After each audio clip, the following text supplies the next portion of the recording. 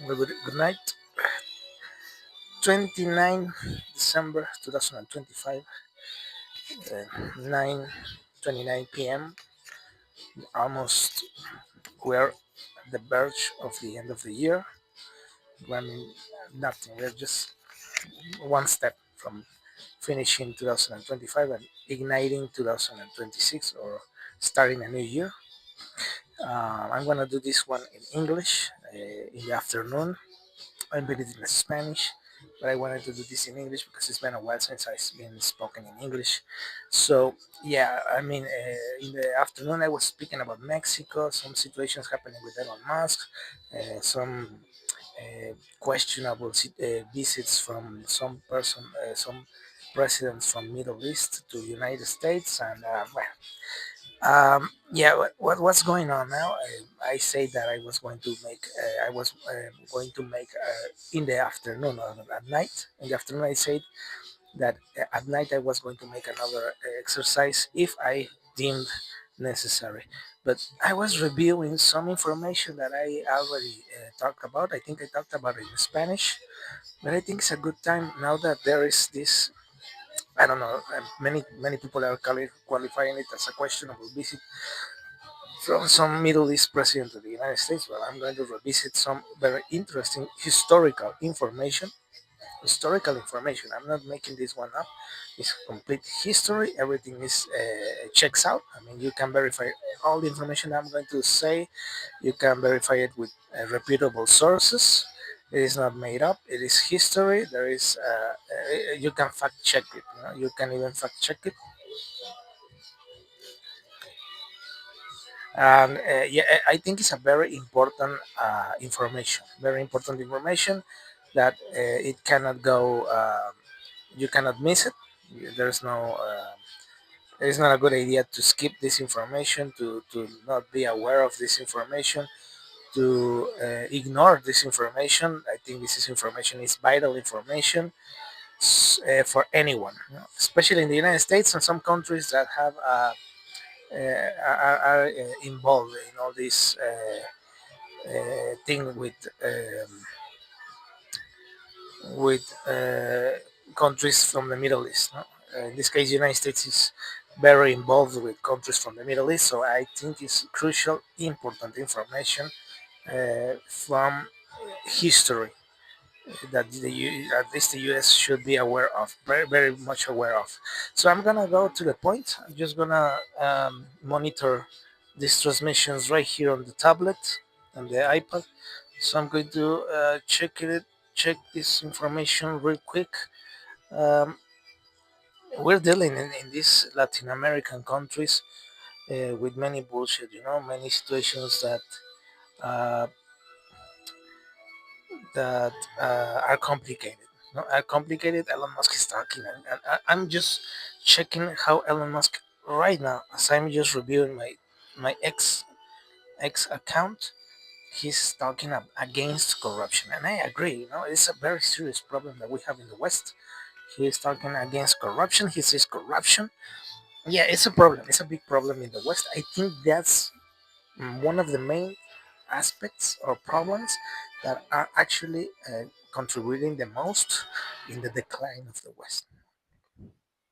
All of us in the West are we're seeing this chaos, this madness, this situation, the economy going downfall, the downfall of the economy, the downfall of the politics. All the downfalls that we're seeing in the West are tied up to corruption, 1,000%. 1,000% corruption, corruption, corruption, corruption, again and again and again. All goes down to the rabbit hole goes down to indefinitely and unequivocally, corruption is involved in the problem. I mean, for sure. I mean, it's part of the problem. And yeah, I mean, the important thing is that we acknowledge it. We know there's this situation with corruption. We can work it out. We can start focusing on the issue, reviewing, analyzing, uh, fixing the problems that we have with corruption. So that is the most important thing. Once you see it, you cannot unsee it. And once people is aware, they start asking questions, they start demanding for answers, for results. and fix the problem, and that's how people and society push towards the solution of the problem. It's not about fighting each other, or who's this, who's that. No, no, no, no. I mean, it's not anything like that. It's not about starting fights. No, like I'm going to fight these guys. No, no, no, no. I mean, that's not how we should be doing things. We're not about fighting.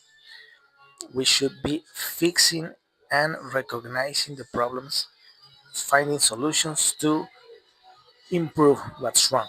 So that is the secret. That is what we need to do. And I think that Elon Musk and many other people, like maybe even Jeff Bezos, I think he's starting to act on uh, being part of the solution. You know, acknowledging that may have been doing mistakes in the past. They have started to recognize this. The important thing is that we need to see changes in the good way, you know, in the good sense. We need to fight corruption. We need to address it very seriously. We need to remake. We need to remake, restart, rebranding all the political system because the corruption is taking it down. It's destroying everything that we built. You have great ideas, you have perfect institutions, you may have incredible ideas to push forward, right? The progress, not drive countries towards growth, economical growth, and people living better lives. But if you have corruption in between, you're not going to see the results. All the problems are going to start. All the results are going to start to um, dissolve. It's going to start to dissolve, and the result is not going to reach the level that it might reach if there is no corruption. I mean, the potential is there. Corruption screw things off. It does not allow the results to being achieved. The results, the impact to be achieved, and people's lives do not change. So yeah, I mean that's part of the issue right there. You know, that's why I see. I'm starting to see Elon Musk reuniting with Netanyahu. I mean, mistakes have been done, very serious mistakes, but we need to do things differently in the future, absolutely different, and we need to start focusing on the things that we need. That's why I keep insisting in Spanish on robots, robots, robots, robots, robots, robots. Why robots? No? Why the robotics? It's not about making businesses. No? Some people that have money, might be like Bezos or some others, like have a lot of money, and there are the tech industries. They might see it as a business, but we cannot see it as a business. I think we need to start calling out all these people that have uh, money involved in this type of companies in the robotics, to start to be less greedy and start thinking about how they can be part of the solutions to fix the world. And I'm literally saying fix the world. We're going to need a lot of energy, high amounts of energy we need. Japan has already tested a new device that catches energy from the space and transmit it via microwaves to the earth. I think that's a very important breakthrough, and we need to start to be less greedy on this one. We need to start think less in money and greed, and we need to focus on driving and empowering the humanity towards the next level, because everyone will have a better life. I think we really need to focus on um, forgetting a little bit for once, about all the return of inversion, the ROI, famous ROI, the how much money I will make in the future, all my projections of making money with this. We need to forget a little bit about that with this new possible industrial revolution, and we need to start to think about prosperity for all. I mean, we really need to start thinking about that as a goal, prosperity for all. Yeah, money was a thing, but maybe it's different, because what is the point in making money? There's no point in making much more money. Maybe fun, maybe whatever, but start it becomes like pointless to a certain point, right? So I guess the humanity of the future demand us, no, demand from us, no? Requires from us at the present to think different, no? Like Apple used to say years back, think different, not think different. Think different, and not in the sense that I'm gonna think in another ways, other forms to benefit myself. No, I think it's time to say, well, yeah, it's time to find a way, a path to a sustainable future that includes prosperity and improves the quality of life of all. And how we're gonna do that is complicated, but we need to start with energy systems that are affordable, that make energy almost free. I mean, reduce the cost of energy almost to free, for almost at the point of free, like completely free, and renewable, and different ways to approach this, so we can have all the future, all the robots we want, all the artificial intelligence we need, that any person can train its own personal artificial intelligence. That will be important to have the possibility to do that, because that will make a lot of production. That will increment the production of the offer of products. Everyone will be able to launch their own brand. We really need to change all this paradigm and start thinking about abundance, the age of abundance. And why is important the age of abundance? Because that will be a key factor to justify giving free money for all digitally. If you just put yourself and give $100,000 a month to each person, you might say, no, that was crazy. Well, it's not going to be crazy if all these persons start to create their own brands. There's going to be a lot of things produced out there in the market, bigger level, lower level. So that means that people will have ways to spend and use that money without creating the famous inflation that is like the neighbor. So that is the key. That's part of I think that's part of the mix. That's the, the initial formula which we can work on and see if it can actually be a reality for everyone. So that is part of the key. I see it. I see that is part the basics. Like the first formula that you start working on and perfecting to achieve the formula that actually solves a problem. I think that's the skeleton, the skeleton, like the core. Yeah, I see it. If people have money, monthly money, non accumulable. Yeah, I think it's accumulable. Like you cannot. Um, I mean, it resets each month. $100,000 each month keeps resetting. If you don't spend $100,000, then the next month is going to be $100,000. It's not going to be $100,000 plus the previous month. No, it is like every month the same account amount. But I don't think it's going to be a problem, because if people have that is an amount of an example. Of course, maybe it's not going to be that much, but that is an example to put something out there. The purpose is that it's not low. Why it shouldn't be low or a small amount of universal basic income? Because that will not drive production to the level that we need it. We need to have a higher production so people with this amount of money can spend it. And we cannot have monopolies. We cannot have one company as the owner of all the other companies. That has to that is not part of the future. I don't see it. I think that is a problem for the future that I see. But with robots, with robots, humanity will destroy completely slavery. Completely. All the slavery problems that we have in Libya, all these slave markets today are going to be gone. All this labor exploitation, people being exploited in their works, working like 70 hours a week, living a miserable life with no possibility to get food for themselves and their families, to struggling to have a household. All that is going to be gone. All these exploitators will have robots to keep them working like crazy if they want to, and all that production is going to be able to sell itself, because people will have money to take care of themselves, money to spend it on hobbies, money to spend it on their own projects, money to create more value to the world.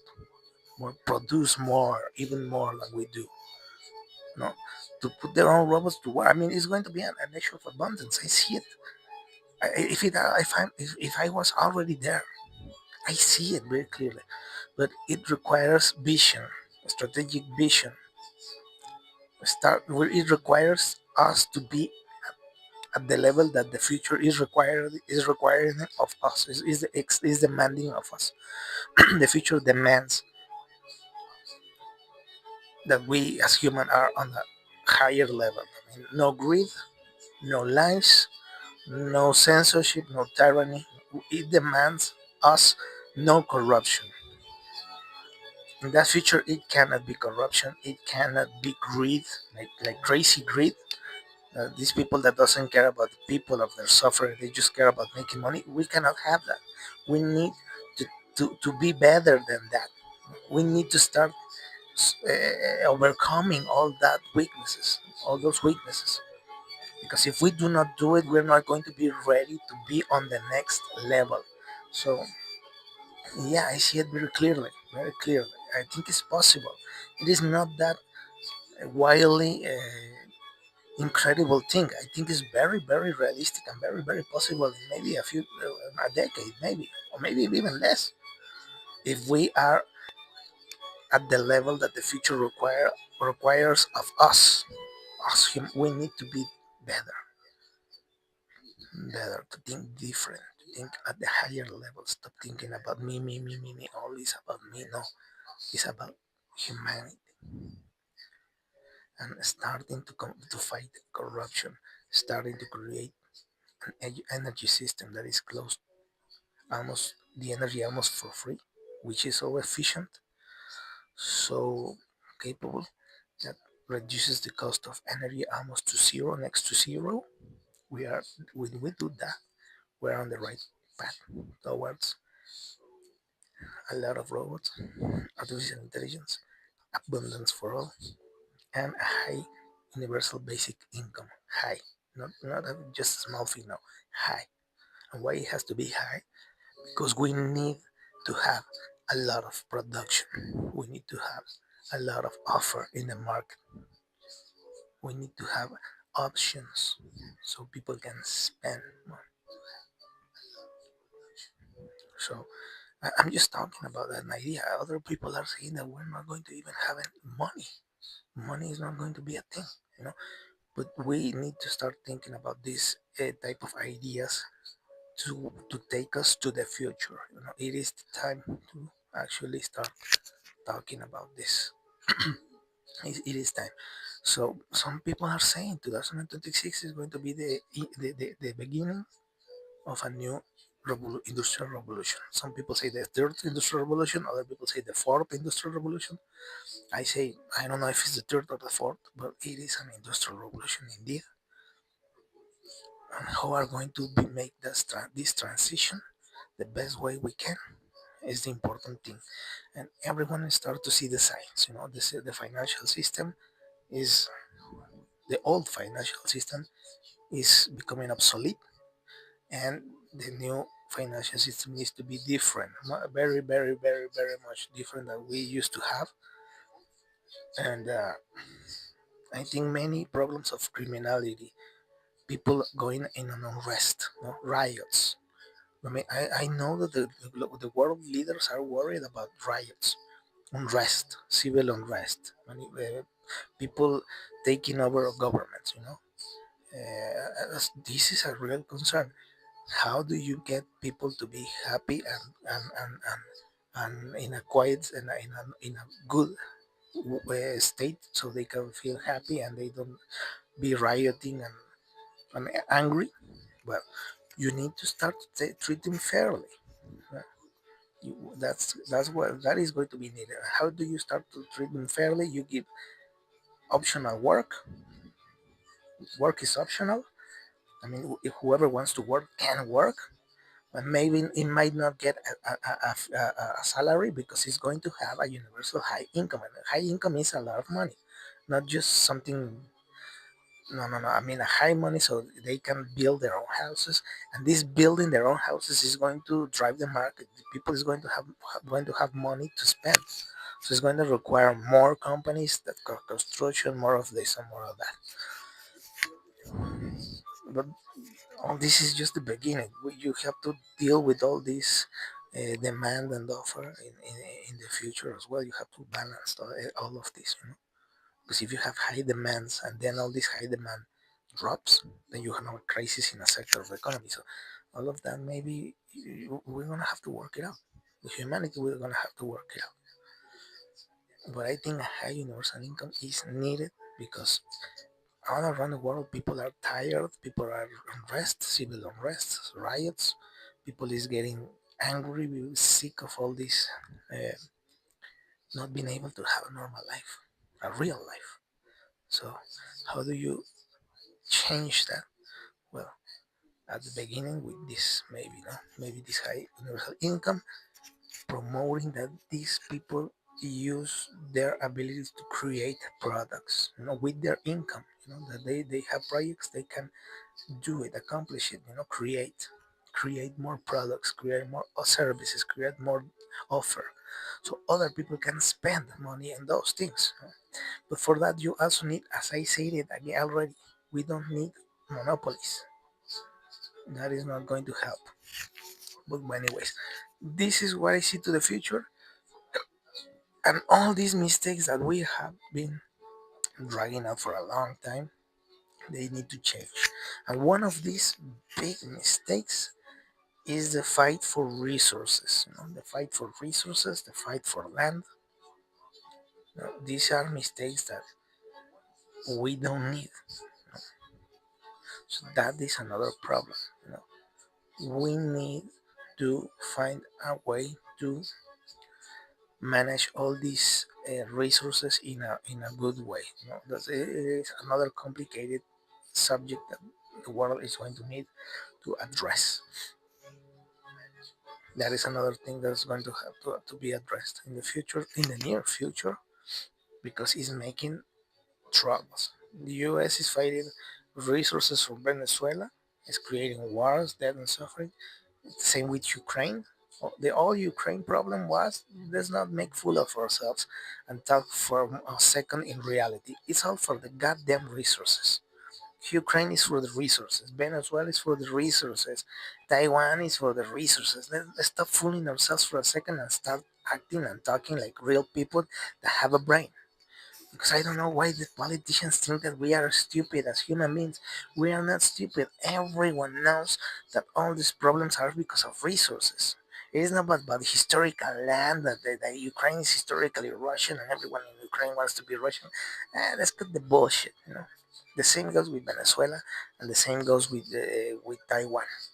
Cutting all the bullshit, it's all about resources and about taking advantage of those resources for themselves. That is greed, it's selfishness. Again, that is not, that's what is not going to, exactly that greed is not going to work in the future. That's why we need to see think different. Because why do we think like that? Because we are still thinking in the old way. No, me, and everyone else. Go and fight yourselves, you know. Everyone is me. So that is the mistake, you know. And we're still doing the same mistake for thousands of years. Thousands of years. Well, the problem with Israel is in the Bible. 2,000 years ago, more than 2,000 years ago. Like, what do you want? 3,000 years ago? We believe that Jesus came 2,000 years ago, when another 1,000 years ago before, when all these fights and all this because of resources, because of land. And we're still doing the same stuff, for crying out loud. Three thousands of years doing the same stupidity. For crying out loud, we should know better. We should have known better at this point in time, thousands of years later, but we're still doing the same. Unbelievable. Unbelievable, to be honest. No, it is, for me, it's almost unbelievable.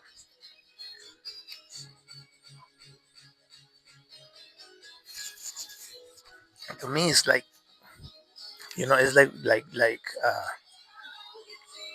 Albert Einstein. No, Albert Einstein used to say, craziness is doing the same thing over and over again, expecting different results, right? That says Einstein, right? Doing the same thing over and over and over again, expecting different results is madness, is insanity, is crazy. That's the definition of crazy according to Albert Einstein. So, yeah, things need to be done differently, very differently in the future. Let's see if we are up to the task. Let's see how humanity handles itself in the next years, because are crucial years. We're going to be seeing how the robotics start to reach on, to us. You know, we're going to start to see how the robotics are adapting to humanity. I think I have not thought about it, but I think that uh, a rent, you know, to be able to rent a robot for a week, for a month, I think that's going to be the beginning. I believe so. I really believe that all this is going to begin by these companies allowing people to rent, you know, rent for a month a robot and do the households yeah, the tasks from all the households, you know, like cleaning the dishes, laundry, and whatever, you know, and maybe and the next point, stage, maybe I think the next stage is going to be that people can be able to have a robot and send it to work for them. For example, I buy my robot, personal robot. I send my robot to work to do some activity, and I get the pay. No, and I just keep give maintenance to my robot. I think that's the second stage to finally reach uh, a future where robots do almost all of the hard job, and we as humans only focus on living. You know?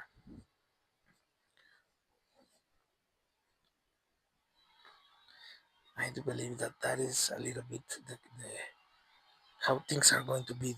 It's just an idea, of course, idea that is very, very, very in the early stages. You know, it's just a glimpse. I do believe that might be the case of how of where this is going to be going. You know? But anyway, so yeah, where am I going to talk about this in this exercise? Well, I'm going to talk a little bit about some historical things that many people don't know. No? Many people don't know this, but I think they should. You know, I think they should know this. And this is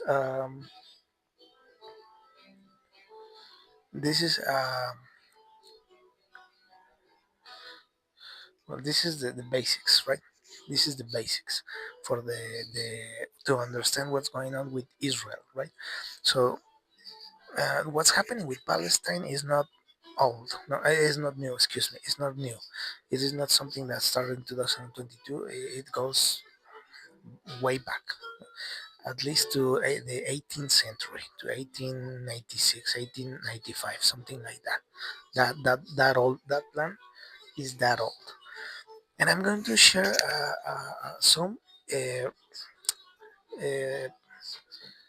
some information here. Right, we have here the Middle East Monitor. That's a very reputable source of information, and says about history. You know, it is a report that addresses history. This is not something made up. This is not. This is mere history. History. Understanding the past makes you learning about the past makes you understand the present and avoids you making the same mistakes from the past. So this article, I already reviewed this article in Spanish. I translated into Spanish this article like a month or 2 months ago. And the article reads: the final downfall of Israel was predicted by Einstein. And I shared some letters, no real letters from Albert Einstein from the time 1946 to 1950 something, where he addressed all this Israel issue. You know, he talked about so many things about Israel back then that now they resonate perfectly. You know, and we have here the first letter. This is one of the letters that was on on an auction, was auctioned these letters for a lot of money, but these are real letters. So it reads here, American Friends of the Fighters for the Freedom of Israel in New York, and says, Dear Sir, when a real and final catastrophe should befall us in Palestine, the first responsible for it will be the British, and the second responsible for it, the terrorist organizations built up from our own ranks. I am not willing to see anybody associated with those misled and criminal people. That is a real letter from Albert Einstein. Sincerely yours, Albert Einstein, Albert Einstein. The signature and the name, you know. So this is one of the letters that Albert Einstein wrote, talking about how he disagreed, strongly disagreed with the things that were happening back in the day. And it says here, but this is the report wrote by Yvonne Ridley. It says it doesn't take a genius to see that the failing Zionist project called Israel is coming apart at the seams. It was a genius, thought, who predicted the demise of the fleeting state when he was asked to help raise funds for its terrorist cells. 10 years before the state declared its independence in 1948 on land stolen from the people of Palestine, Albert Einstein described the proposed creation of Israel as something which conflicted with the essential nature of Judaism. Having fled Hitler's Germany and eventually becoming a US citizen, Einstein needed no lessons in what fascism looks like. That's why I say that the opinion of Albert Einstein is very important, because he lived in Germany. In Germany, when the Nazis arose to the power, when Hitler created the Nazi party, when he make all the elections, the campaigns to be president of Germany, the Führer, he saw the rise of Hitler and the downfall of Germany under the Nazi fascist regime. No, he saw it all. He saw it all. He saw all the developments, everything. So he fled to the U.S. and when he was living in the U.S., he raised the voice of warning, of concern against the state of Israel. So that is why but besides, he was a very reputable Jew, a very respected and intelligent Jew, and he always have these points of view about what he saw or foresaw happening with Israel. So that's what I found it very important. So I'm going to continue reading here. No? It says 10 years before the state declared it, but already read that. It says one of the greatest physicists in history and supported by some other high-profile Jewish intellectuals, Einstein spotted the flaws and fault lines in 1946 when he addressed the Anglo-American Committee of Inquiry on the Palestinian issue. He could not understand why Israel was needed. No, I'm reading this part. I believe it is bad, he said. 2 years later, in 1948, he and a number of Jewish academics sent a letter to the New York Times, to the newspaper, to protest against a visit to America by Benjamin Begin. In the well-documented letter, they denounced Begin's Herut Freedom Party, likening it to a political party closely akin in its organization, methods, political philosophy, and social appeal to the Nazi and fascist parties. So, yeah, I mean, Albert Einstein, who saw the creation of the Nazism, he said, "Well, this is a problem because I see it is very similar." So he raised the voice of his concern in a newspaper back in 1948. So let's continue reading this interesting article. It says Herod was a right-wing nationalist party which want to become the Likud led by Benjamin Netanyahu. As the leader of the Zionist Irgun terrorist group, a breakaway from the larger Jewish paramilitary organization, the Haganah Begin was wanted for terrorist activities against the British Mandate authorities. Even when he became Prime Minister of Israel in 1977 to 1983, he never dared to visit Britain, where he was still on the most wanted list. It was the violence in the run-up to the birth of Israel that particularly repulsed Einstein, and no doubt this was foremost in his mind when he turned down the offer to become Israel's president. This offer was put to him in 1952 by the state founding Prime Minister David Ben-Gurion.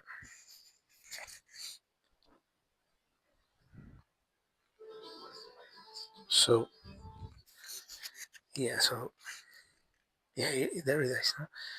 Yeah, he was polite, just polite as his reaction was. Einstein believed the role would conflict with his conscience as a pacifist, that and the fact that he would have to move to the Middle East from his home in Princeton, New Jersey, where he had settled as a German refugee. But he did not want to move away, as well. So yeah, he politely rejected the opportunity, right? So while researching Einstein's views, I came across another of his letters, less well known but probably far more revealing than any other that he had penned on the subject of Palestine. As brief as it was, just 50 words, it included his warnings about the financial final catastrophe facing Palestine in the hands of the Zionist terror groups. No? This particular letter was written less than 24 hours after news filtered through about the Deir Yassin massacre in West Jerusalem in April 1948. Around 120 terrorists from Begin, Irgun, and the Stern gang, headed by another terrorist who went on to become Prime Minister of Israel, Yitzhak Shamir, entered the Palestinian village and slaughtered between 100 and 250 men, women, and children. Some died from gunshots, others from hand grenades thrown into their homes. Others living in peaceful village were killed after being taken on a grotesque parade through the West Jerusalem. There were also reports of rape, torture, and mutilation. So yeah, I mean they were complicated. No? A month later, the British ended their mandate rule in Palestine, and Israel came into being. The legitimacy claimed by its founders was the November 1947 UN proposed Palestine be divided into two states, one Jewish and one Arab, with Jerusalem administered independently of either side. So this Einstein's type letter was addressed to Shepard Rifkin, the executive director of American Friends of the Fighters for the Freedom of Israel, based in New York.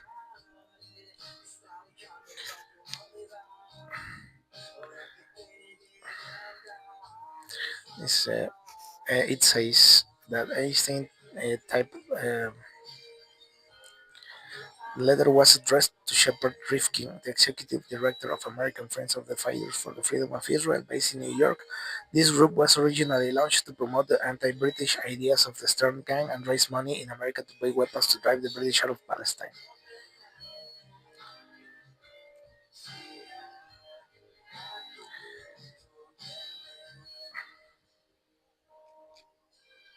So what it resolved as. So there is the word, and this is the second letter which I already showed.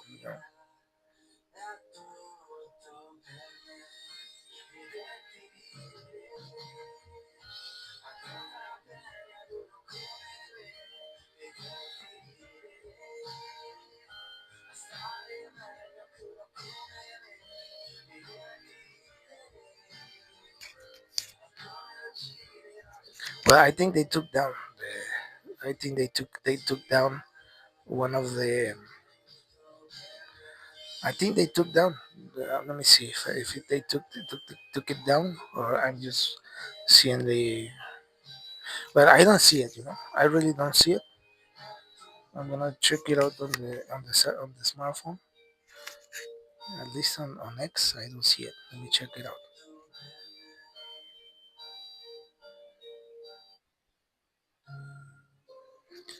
But I think I'm trying to check it out on the smartphone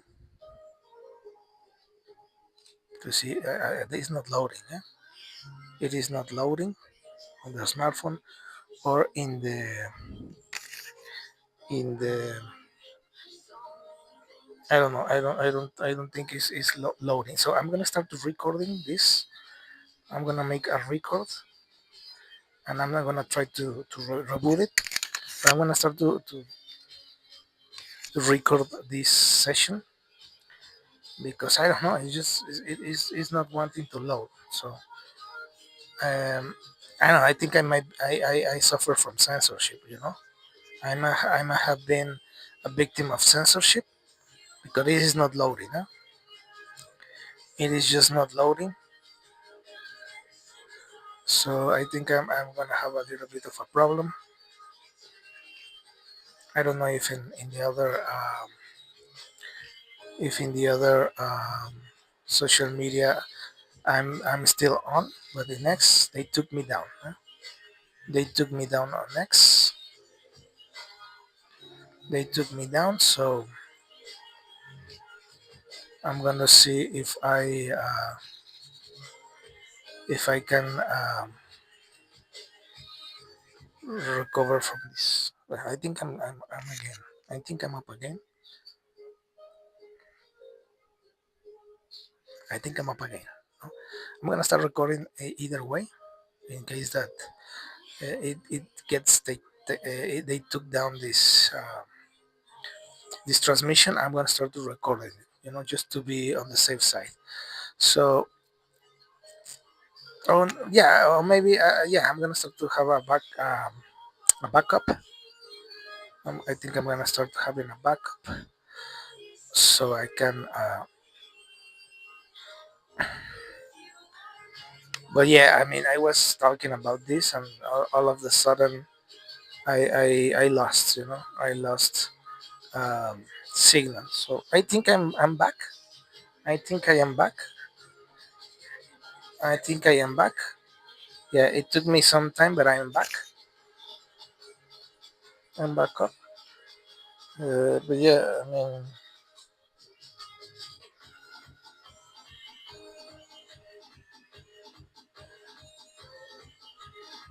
no, I mean, I'm not seeing it. I'm not seeing it in the post I made. I mean, I don't. I'm not seeing it. I think I'm seeing it on the cell phone. But yeah, curiously, or weirdly, over here on, I'm gonna close the app here on the tablet because in the tablet I'm not able to load it. You know, I enter my account and I cannot. I'm oh, okay. Now we're back. So we're back here on X. I'm gonna check out very quickly on YouTube and all these other social media. But yeah, we lost a little bit of transmission on X. I think we are good in Facebook. Yeah, in Facebook we're good. So yeah, I was yeah. So I was saying, I was reading, pretty much I was reading that this letter was authenticated. The letter was authenticated and sold at auction. It was an auction. So yeah, that letter is legit. That letter is not fake.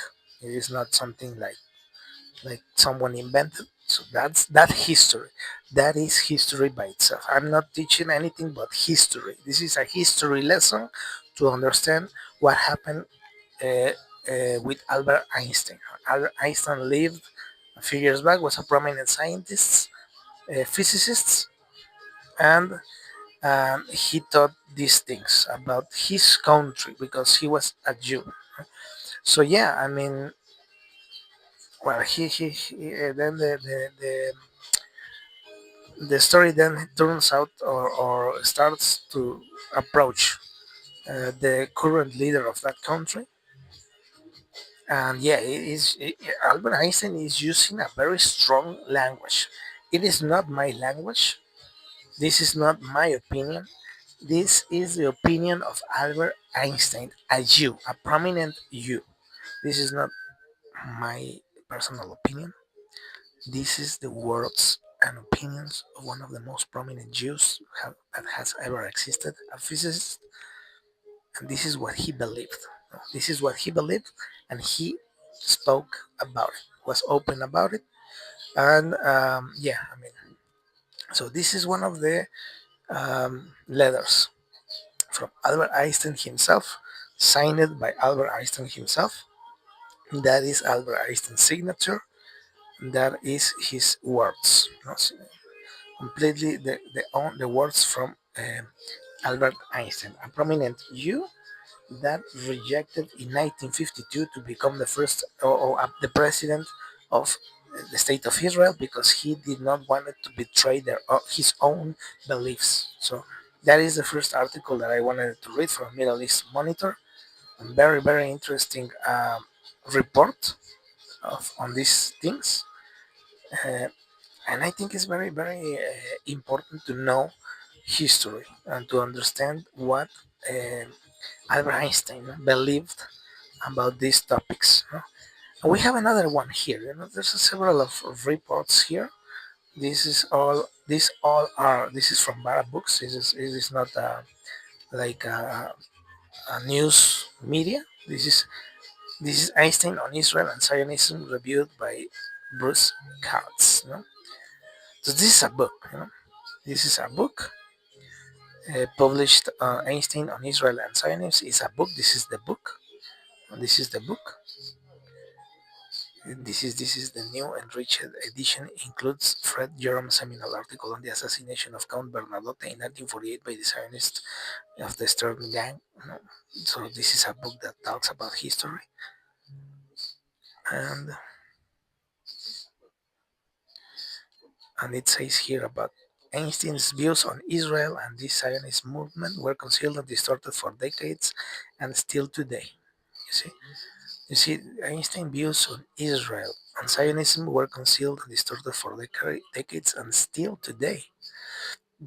There are those who mistakenly believe that Einstein was in favor of a Jewish state based on the self-determination of the Jews, to the exclusion of the indigenous Palestinian Arabs. Einstein's letters, some in full, others in part, they duly published, show without the shadow of doubt that while Einstein supported the idea of a Jewish homeland as a refugee from the structural and pervasive anti-Semitism of European countries, particularly that of Germany, he demanded repeatedly in his letters equal rights and equal power for Palestinian Arabs. Moreover, Einstein did not link the idea of homeland to Palestine. He also supported the idea of Birobidzhan in the Soviet Union, Peru, and China as possible places. Well, this is history.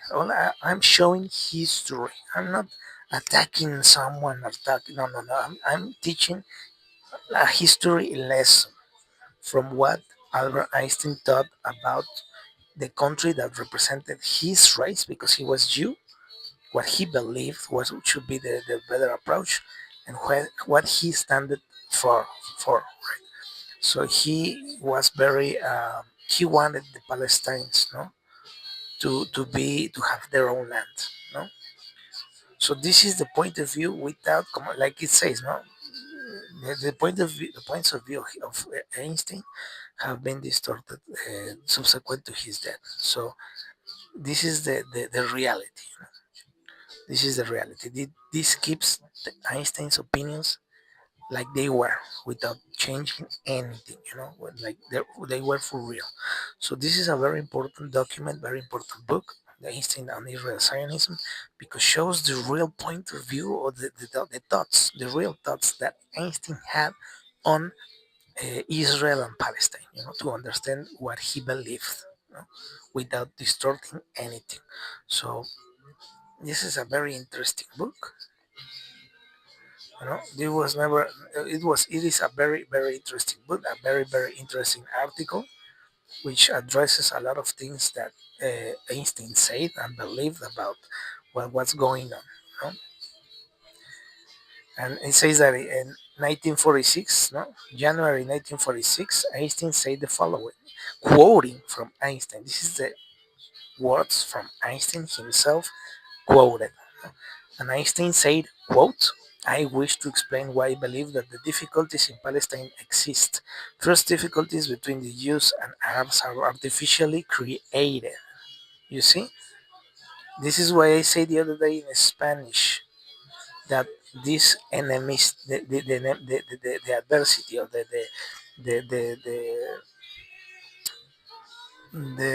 the difficulties between Arabs and Jews are artificially created. This is the words of Einstein. The Jews and Arabs, the difficulties between these two peoples are artificially created and are created by the English. I believe that if I would be a really honest government for the people there would be nothing to fear. And he said, of course, the English had two interests. The first was to have a raw materials for their industry, also the oil in those countries. It is my impression that Palestine is a kind of a small model of India. there is an attempt with the help of a few officials to dominate the people of Palestine, and it seems to me that the English rule it. Palestine. I'm gonna make a pause here, and let's remember that the guy from England was in the peace plan from Trump. There was a guy from England. I'm not going to say the name, but when Trump wanted to put the peace plan in the Middle East with this uh, hotel complex and all this tourism BS, there was a guy from the Brit on this peace plan. No? So Einstein was calling out British or the English. And when Trump wanted to make this peace deal, there was a British dude that wanted to put his hands on this plan. We cannot forget this. We cannot forget this.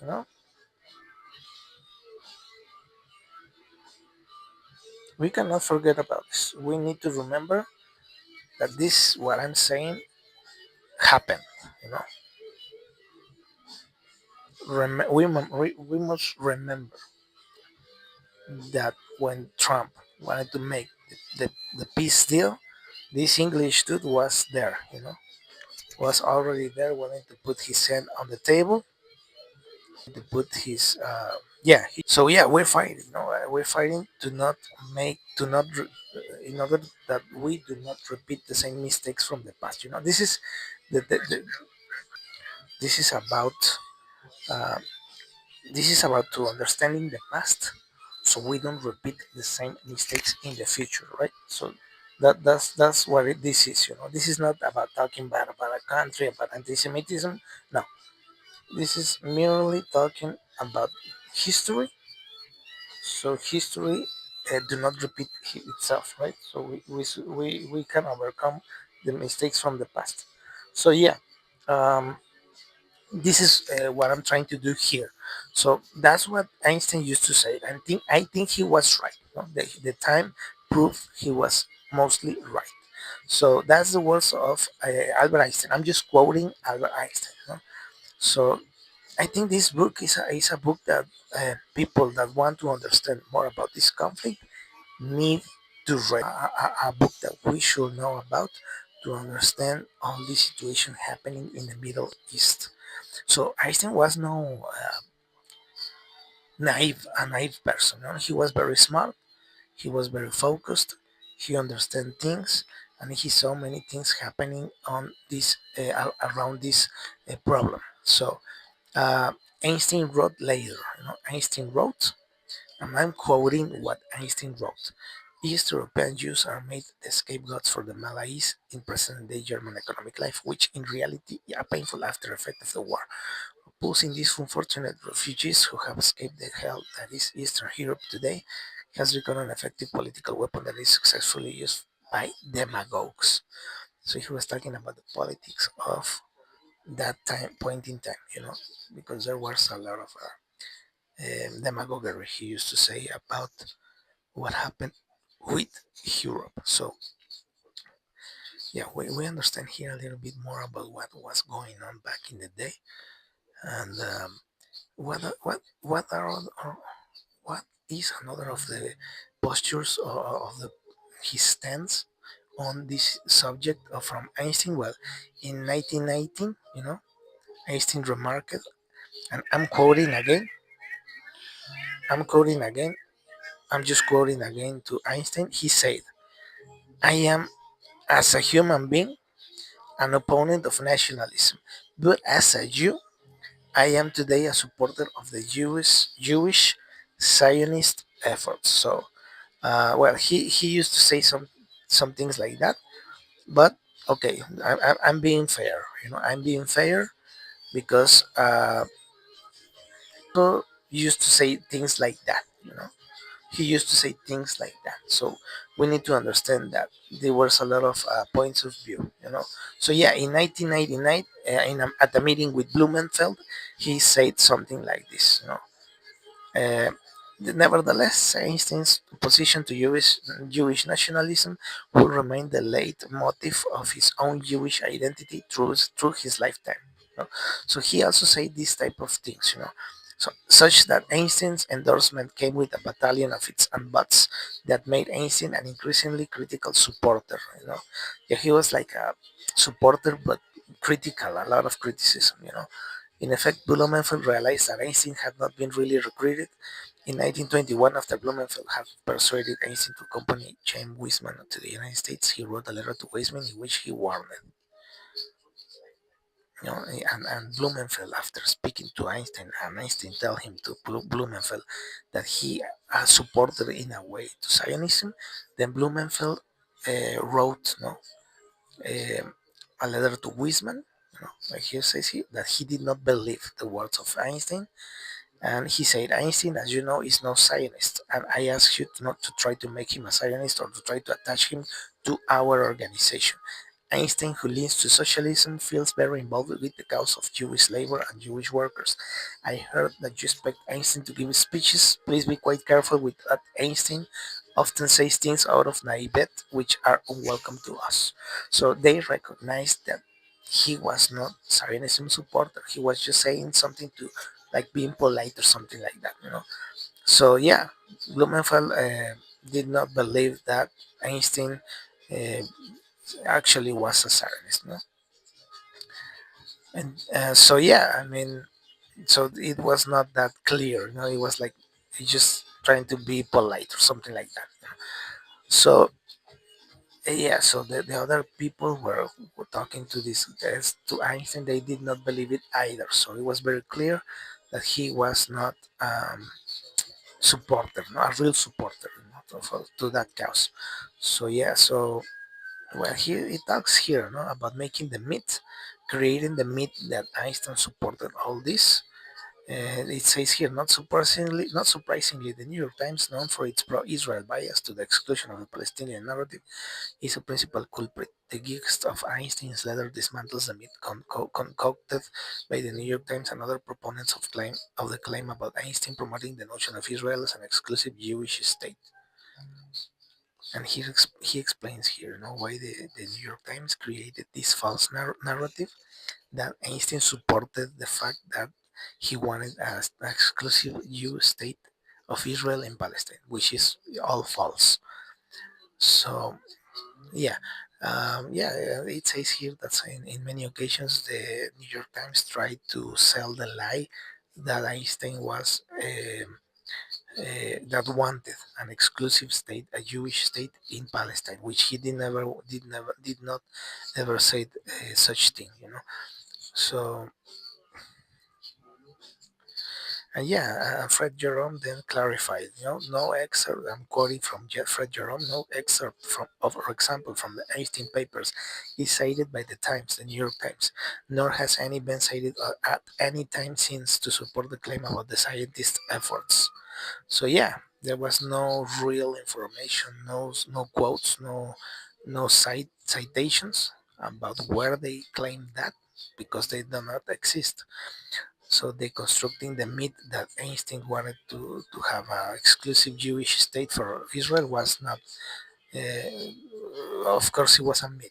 The reality was different, and Einstein openly critical of the notion of a Jewish state. Einstein supported the idea of a Jewish homeland, one that would be shared with the native Palestine Arabs based on equality before the law for all and the sharing of the land.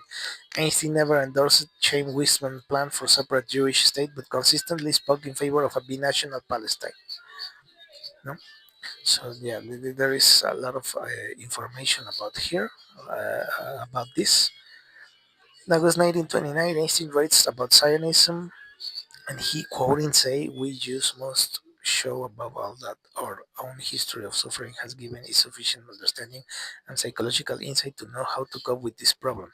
Let us therefore be on our guard against blind chauvinism of any kind, and let us not imagine that reason and common sense can be replaced by British bayonets." So yeah, he was clear about it. In a letter to Hugo Bergman in September 27, 1929, Einstein quoting wrote, to me, the events in Palestine seem to have proven once more how necessary it is to create a real symbiosis between Jews and Arabs in Palestine. By this I mean the existence of continuously functioning mixed administrative, economic, and social organizations. The separate coexistence is bound from time to time to lead to dangerous tensions. In addition, all Jewish children should be obligated to learn Arabic. He even wanted that Jewish kids learn Arabic. So it was a very different point of view with what Einstein had in mind at the time. So yeah, in several letters he spoke about this. And in another letter, 1929, November 25, Einstein wrote, "If we are not able to find a way to honest cooperation and honest pacts with the Arabs, then we have learned nothing during our 2,000 years of suffering and deserve the fate which will befall us. Above all, in my opinion, we must avoid relying too much upon the English." But look now, no, look now. Trump want to make the peace deal, and they put British in there. This guy from British, this Britain dude. And I think that different. I say no, English should not be here. They should not be saying anything. And on April 17, 1938, the New York Times reported on Einstein address to the National Labor Committee for Palestine.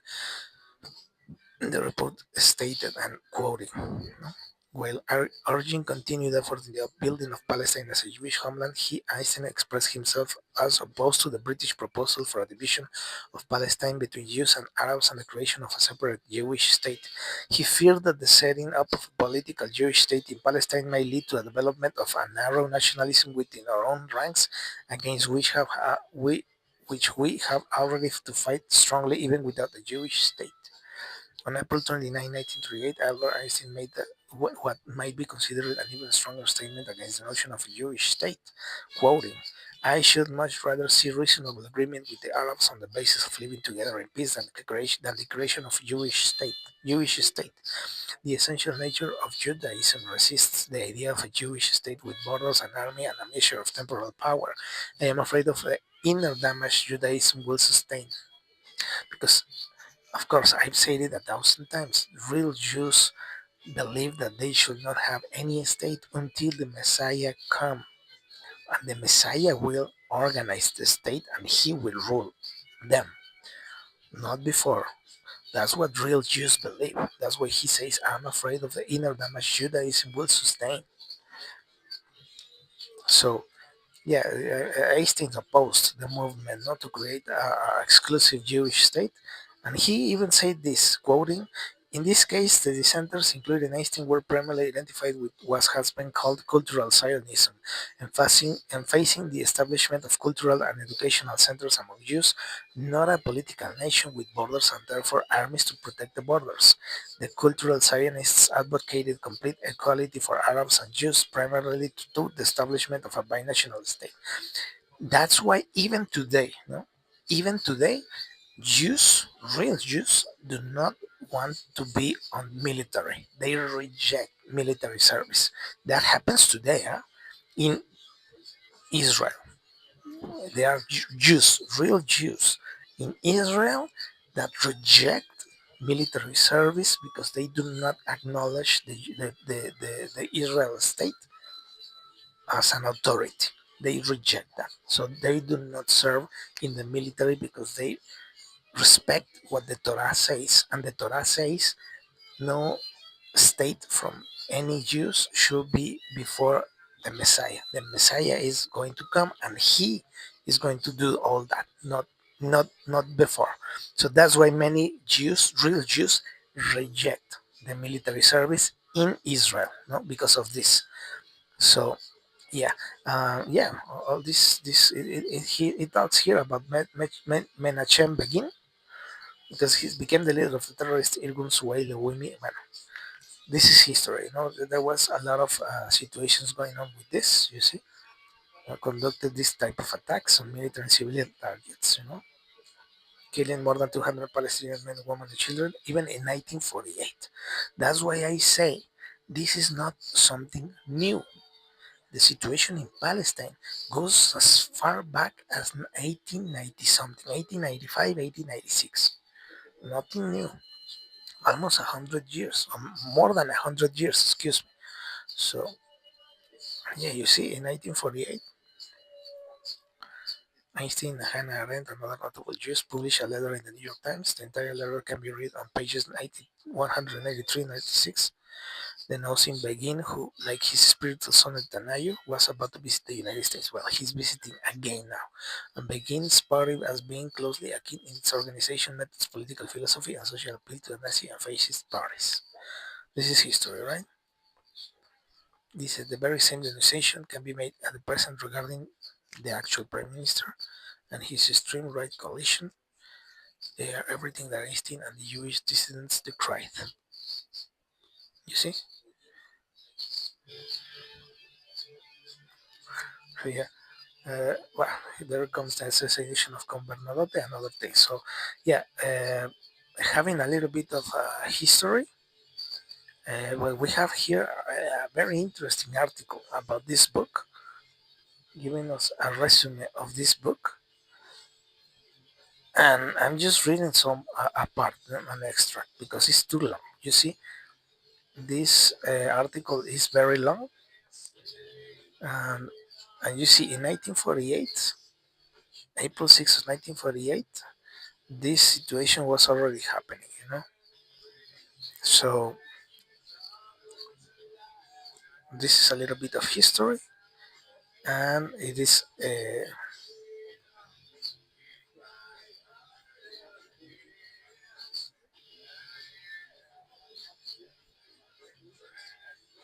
yeah, this is old. This is a long time ago, and it's still happening today. So it is a very interesting article about a book. This is the book Einstein and Israel and Zionism. Very interesting book about history. The purpose of this exercise, me speaking about these subjects, is history. You know, this is learning from history. So if we learn from history, we are not going to repeat it, right? We're not going to make the same mistakes. So yeah, it's important to me to have a record of these subjects and to learn, to remember and to understand the past. To learn from the past is understanding the present. And understanding the past and the present will help us avoid making the same mistakes. The same mistakes that we did in the past, or people did, or humanity did in the past. So that's why I found it very very important. These articles that I found on the internet, which I believe are very very crucial, very very key, key articles to understand what's going on in Palestine, or understand, or have a better context, to have a better context of what the hell is going on over there. So this is another one from a very reputable source. This is from Britannica. Well, it is not seen because there is this live over there. But if I move this live a little bit, you see it. You see it there, behind the lip. You can see right there that it is Britannica. It is the Britannica. The Britannica. This is a very reputable source of information. Britannica. This is the page in question. You see Britannica. Uh, yeah, I'm going to see the year in review. We're going to see this to finish uh, this segment. Okay, so now I have right there the live. So yeah, there it is alive. But yeah, the Britannica, this is a very reputable source of information. It says the time Albert Einstein was asked to be president of Israel. He was asked to be the president of Israel, and it says here, famous Jewish scientist Albert Einstein is well known for his discoveries in theoretical physics. But did you know that he also had the opportunity to enter the political world? And it says here, following the death of Israel first President Chaim Weizmann in 1952, the Israeli government, held by Prime Minister David Ben-Gurion, offered the presidency to Einstein. Israeli presidents perform mostly ceremonial duties, so to the role constitutes more of an honor than a position of power. Neither Einstein nor Ben Gurion expressed much enthusiasm about the prospect of Einstein assuming the presidency. Einstein found the offer awkward. Ben had to offer to post him because it is impossible not to. But if he accepts, we are in trouble. He's here now. Says through his life, Einstein consistently demonstrated support for the state of Israel. I made the cause of Zionist mind because I thought it means to correct and flag wrong. No? So yeah, I mean, he rejected it. No, he rejected this invitation, and it's very short. You see, it's not that long this article, but he rejected. No, he rejected this proposal, and that's why they say they were going to be in trouble because he did not want to be president, because of the reason he quoted. He will have to betray what he believed in. So let me see this one. Let's put this the year in review just to finish this segment. This.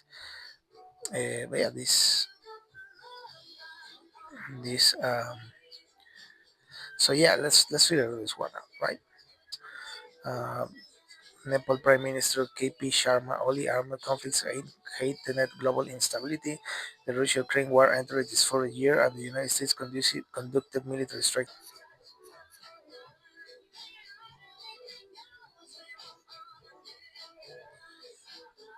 So yeah, we have this happening. We see, yeah, we see here, yeah, this situations happening between these ladies becoming the first presidents from Japan and this other country, and yeah, I mean, I guess that yeah, we have Taylor Swift and Travis Kelce. I don't care about that one. And let's go by month. January 7, wildfires erupt in Los Angeles and area and continue the month, causing extensive damage to especially the Pacific Northwest. January 20, Donald Trump inaugurated as president of the United States. Well, he began in January. January 21, Rebecca Yarros publishes the third installment in her imperial romantasy series about recruits and military school in a world ruled by dragons. Well, books. Thailand becomes the first Southeast Asian country to legalize same-sex marriage. January 29, during celebrations of the Hindu festival, uh, Kubumben in Parje, no sé qué. India, 3 people killed during the stampede. 29th of January, the animated film Nessa is released in China. This is the global distribution of U.S. import tariff rates. There's all the tariff rates. In February, we have Beyonce wins the Grammys, including I don't know what. February 4th, the United States begins imposing an additional 10% tariff on Chinese goods.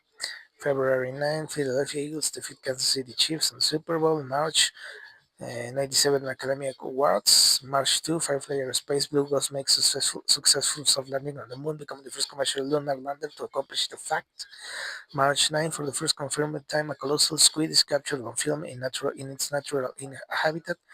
Researchers at Schmidt Ocean Institute make the recording of an 11.8-inch, 30 centimeters juvenile squid at a depth of some 1,968 feet, 600 meters in South Atlantic Ocean. March 14, Mark Carney on Liberal Party sworn as Prime Minister of Canada. March 15, United States deported Salvadoran. Okay, that was mistakenly deported. American astronauts Anita Williams and Barry returned to Earth on March 18. 21, Otumbo Nandi Watiwa is sworn as president of Namibia, the first woman to hold the post. March 28, a magnitude 7.7 earthquake strikes Myanmar, 3,600 deaths and thousands of injuries.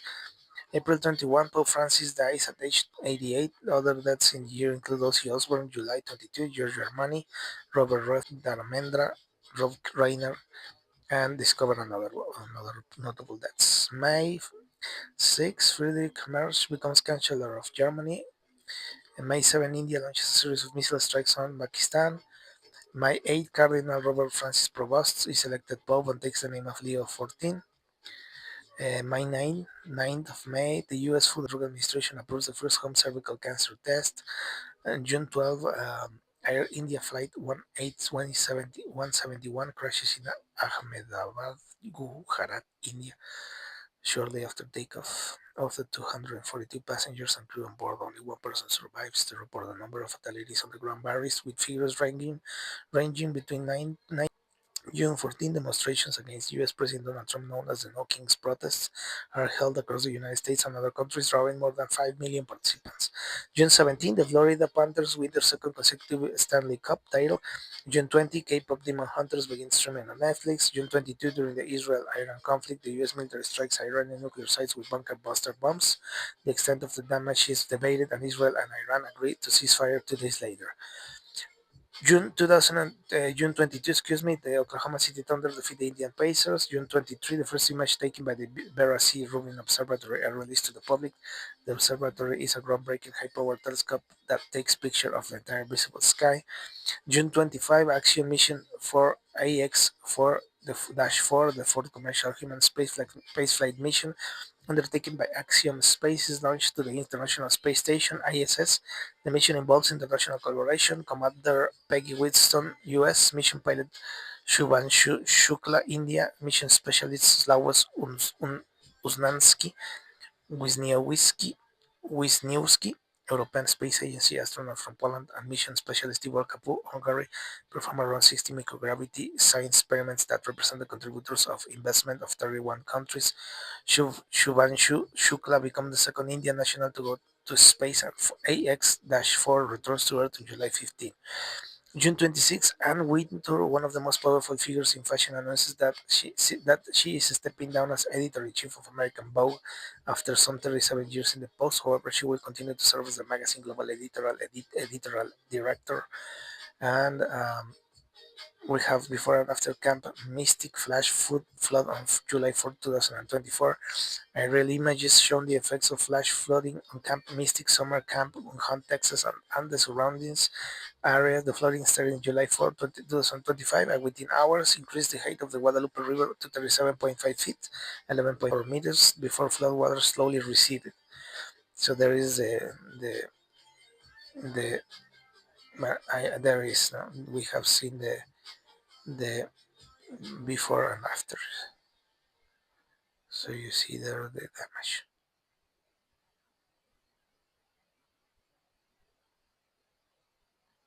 and there is a before and after. July 1st. July 1st, the U.S. Agency for International Development, USAID, issued right after being targeted by U.S. President Donald Trump and the Department of Government Efficiency. Dutch USAID, which was founded in 1861, worked in more than 100 countries to promote global economic prosperity, advance food security, strengthen democracy, and provide humanitarian assistance, among other efforts. July 1, also, members of the South Korean K-pop BTS reunite after complete mandatory military service. July 1, asteroid terrestrial impact last alert system telescope funded by the National Aeronautics and Space Administration NASA discovers Comet 31 Atlas, an interstellar object that is possibly the oldest known to comet. July 2, the 14 Dalai Lama, the exiled spiritual leader of Tibet, announces that he will reincarnate, thus confirming that there will be a 15th Dalai Lama. He also grants his own institutional trust sole authority for identifying his successor. The move comes at a time where there is a possibility of Chinese oversight of the next Dalai Lama selection. July 4th, extreme rainfall brings deadly flash floods in central Texas, especially in Guadalupe River. I already saw that. July 16th, during Coldplay concert, a couple is that's nonsense. July 23, American Eagle releases a controversial ad campaign titled Sydney Sweeney Has Great Genes. I remember that one, that's kind of dumb. July 30th, NASA and the Indian Space Research Organization ISRO collaborate to launch NISAR, the first satellite to use dual microwave frequencies for radar observation. It will be used to measure precise changes in Earth's surface, providing insights useful for a wide range of applications. Yeah, well, this is what the Taylor Swift, and August 7, OpenAI releases ChatGPT 5, which is described as major advance in reason and autonomy. August 11, the US President Donald Trump orders the deployment of National Guard to Washington. August 15, July, widely regarded as Bollywood's most iconic movie, celebrates the 50th anniversary after its release. Nonsense also. Both Taylor Swift nonsense. September 2, the U.S. military carries out the first of a series of little strikes of small civilian boats operating near Venezuelan waters. September 7, Carlo Acutis, who died at age 15 from leukemia, is canonized by Pope Leo XIV, widely venerated as the first millennial saint. September 8, the most dramatic of the Gen Z protests begins in Nepal. Dozens of students protest the government sweeping social media ban and apparent attempt to silence dissent. The uprising creates a political crisis and eventually leads to the ouster of the country's prime minister. September 10, conservative activist Charlie Kirk is fatally shot while speaking at an outdoor event at the campus of Utah Valley University in Orem, Utah. September 22, Ousmane Dembele, a Franchise, receives his first Ballon d'Or as football soccer. Well, this is nonsense. October 3, musician entrepreneur comes is sentenced to prison. When Sarah Muley is appointed the first female archbishop of Canterbury. October 10, a ceasefire goes into effect in Israel-Hamas war. The conflict began some 2 years earlier when Hamas launched an assault on Israel. October 19, a team of thieves breaks into the Louvre and steals 9 pieces of 19th century jewelry. The heist, which involves a truck-mounted electric ladder, power tools, and motorbikes, takes less than 10 minutes, which within weeks French authorities apprehend and charge numerous suspects but do not recover the historic jewels. October 20, a part of U.S. President Donald Trump ongoing renovation of the White House demolition begins on this wing. October 21, Sanae Takaichi becomes Japan's first female prime minister, which she is not doing a great job. October 23, NBA, I don't care NBA. November 1, the Los Angeles Dodgers, I don't care. November 1, the Grand Egyptian Museum has its official opening ceremony. It is the largest archaeological museum in the world and is especially known for its extensive collection of items discovered in the tomb of King Tutankhamun. November 4, Sohar Mamdani, self-described democratic socialist, is elected mayor of New York. November 4, Typhoon Kalmaegi makes landfall in the Philippines, and over the next several days, powerful tropical cyclone strikes Vietnam and Thailand. More than 200 people are killed, with the majority of deaths occurring in the Philippines. November 10, a power near the Red Fort in Old Delhi, India, kills more than 10 people, injures 20 others, and causes severe damage to surrounding infrastructure. November 12, the last penny is minted in the United States. November 12, the longest government shutdown in U.S. history, ends after 43 days.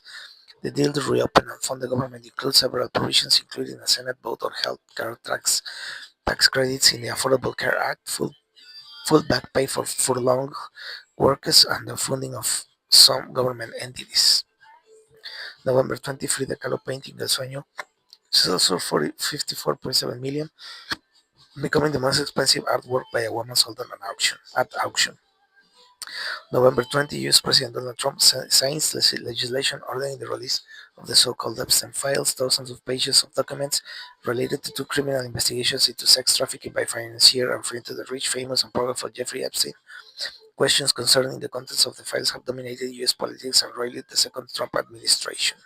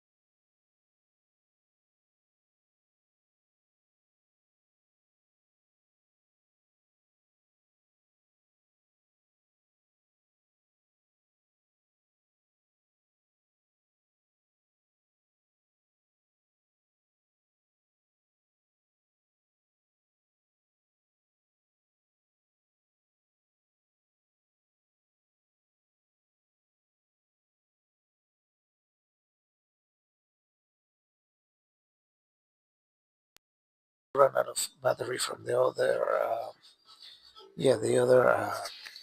uh, microphone, but I was just reading. I was just reading here that I don't care about Messi, so I skipped that one. December 6th, December 10th, a social media ban for those younger than 16 years goes into effect in Australia. December 14th, a father and son open fire on Hanukkah at Bondi Beach in Sydney, Australia, killing 15 people and injuring more than 40. Um, December 16th, the 250th anniversary of Jane Austen Beers, I don't care. Novelist, well, that's pretty much what we have up until here. So yeah, this is a recap.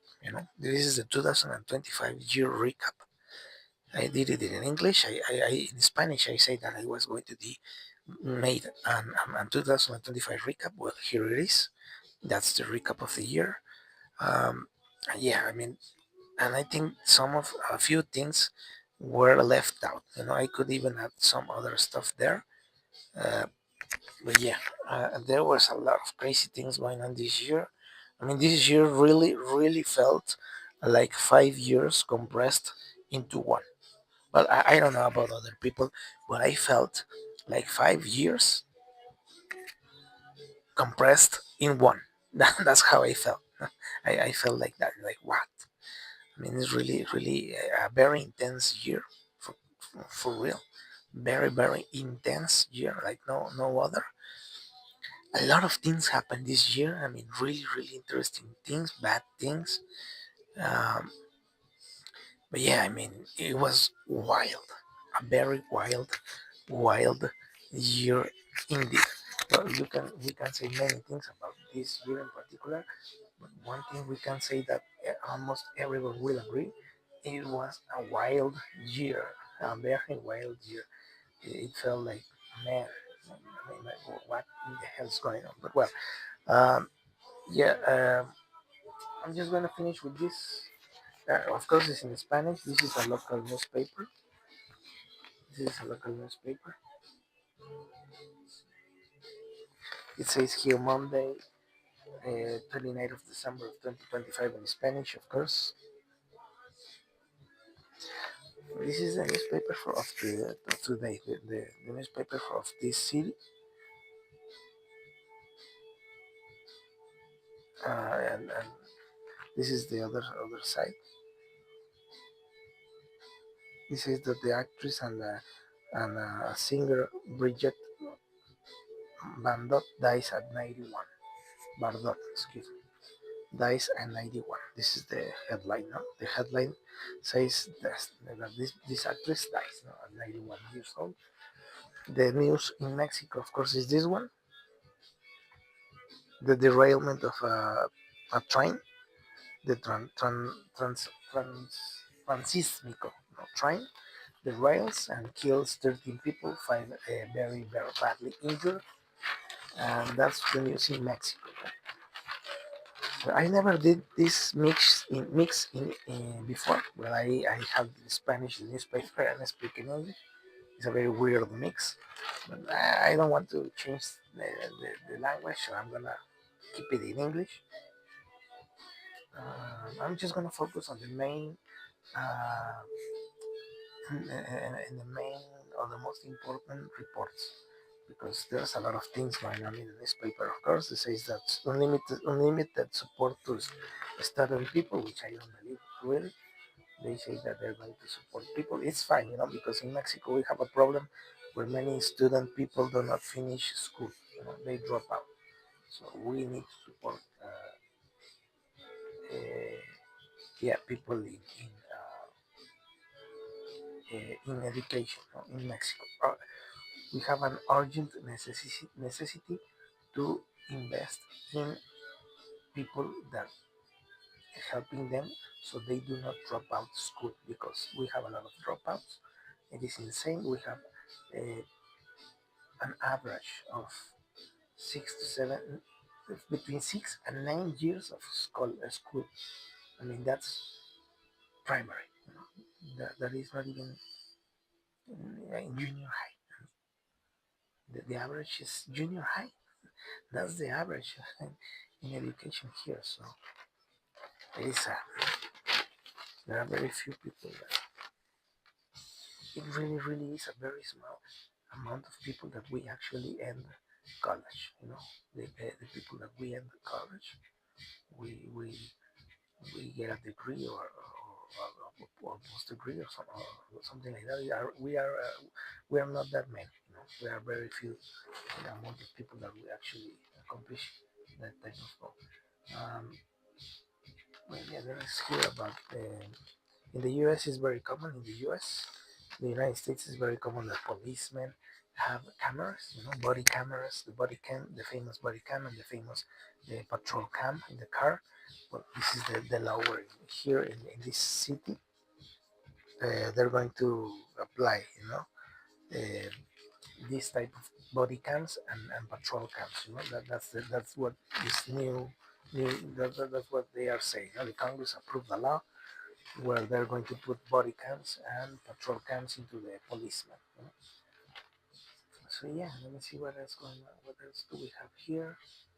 Um,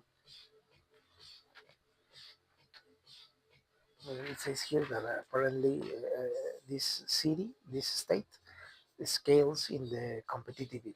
I don't know about that. I'm not sure about that, but you know what they say. They always pay for media reports or to newspaper to talk good about whatever. And I don't know. I mean, I don't know. We will have to see about that. It says that there is transparency and sustained growth, but I don't know. I'm not sure about that. It says here that it has scaled up 6 positions in 1 year, in the Mexican Institute of Competitivity. So we will have to see about that one. I don't know. I don't know. That's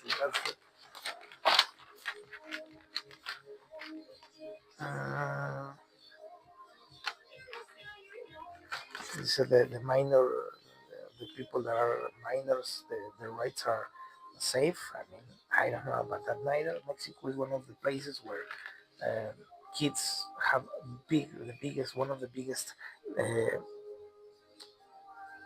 average of mortality, for insecurity, for many things, I don't know about this. This is a proposal, an initiative, I guess. So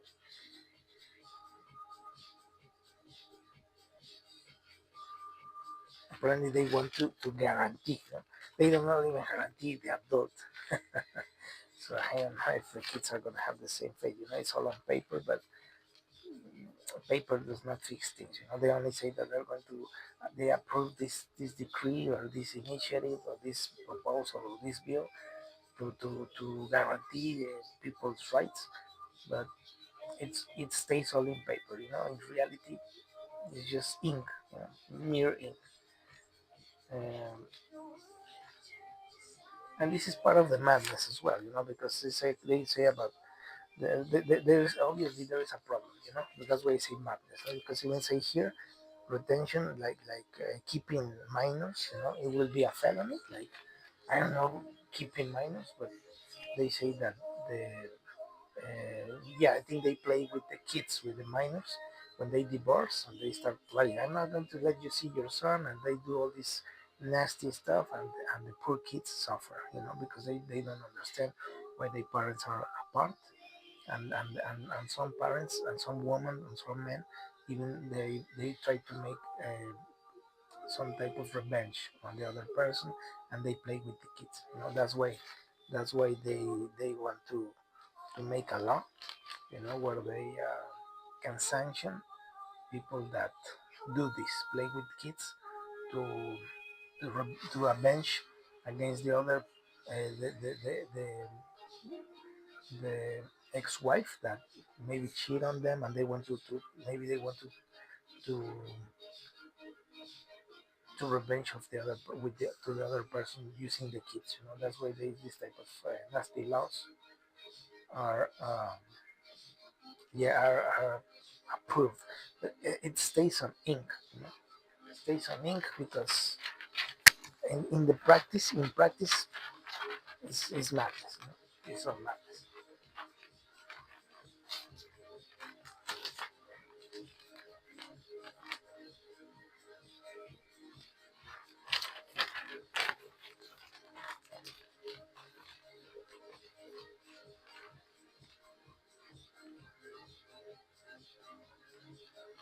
They say about using water with responsibility.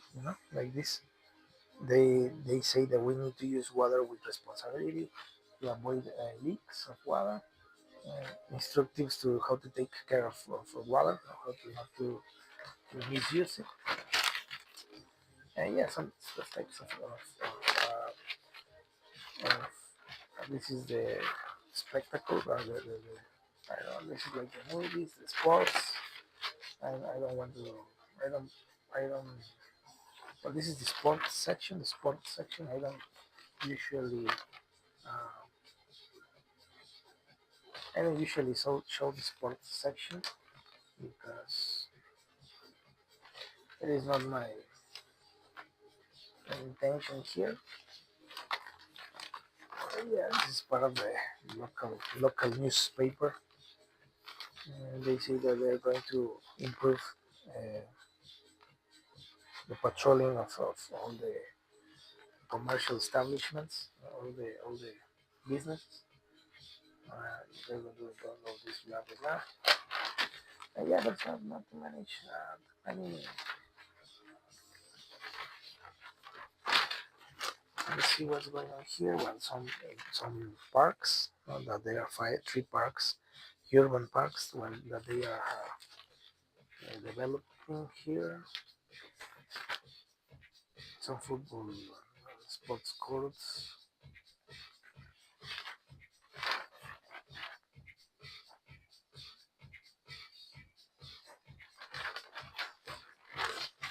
Yeah, let's see what we have here. Wow, this is the national.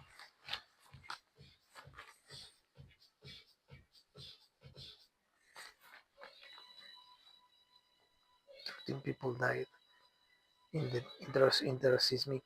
interoceanic train. 13 people dead, five severely injured, and 100 injured in total. So it's crazy. 250 people were traveling in this train, and 100 injured, five severely injured, and 13 people died. So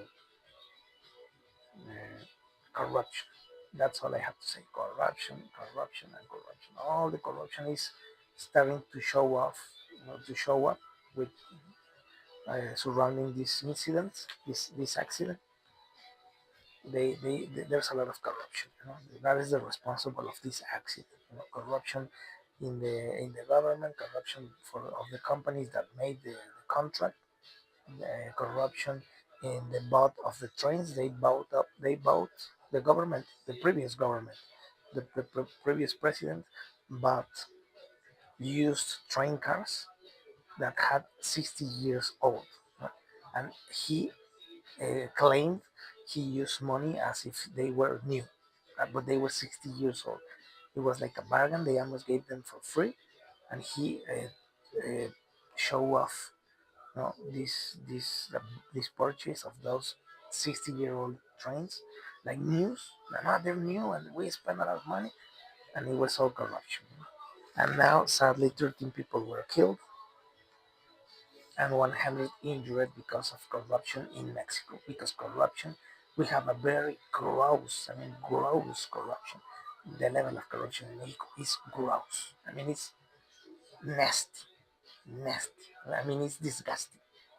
That's all I can say. The level of corruption in Mexico is disgusting, disgusting, literally disgusting. But and this is the result. That is the result. So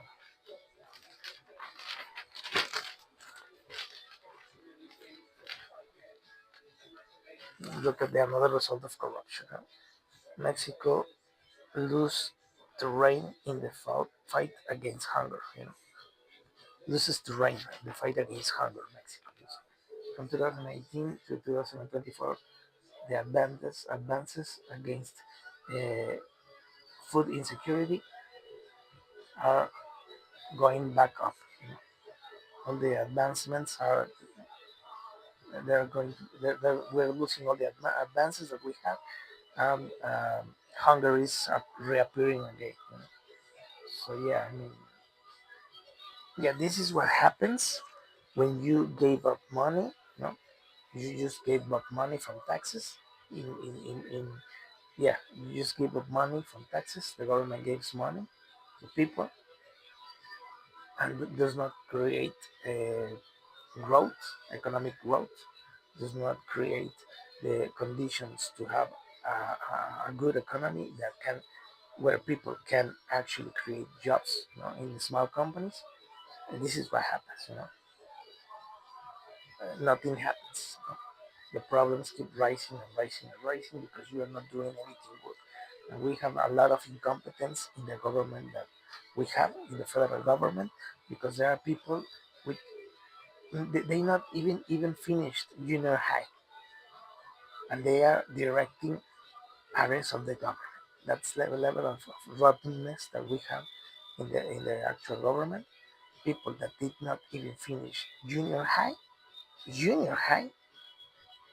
are as directors, position of directors in the federal government.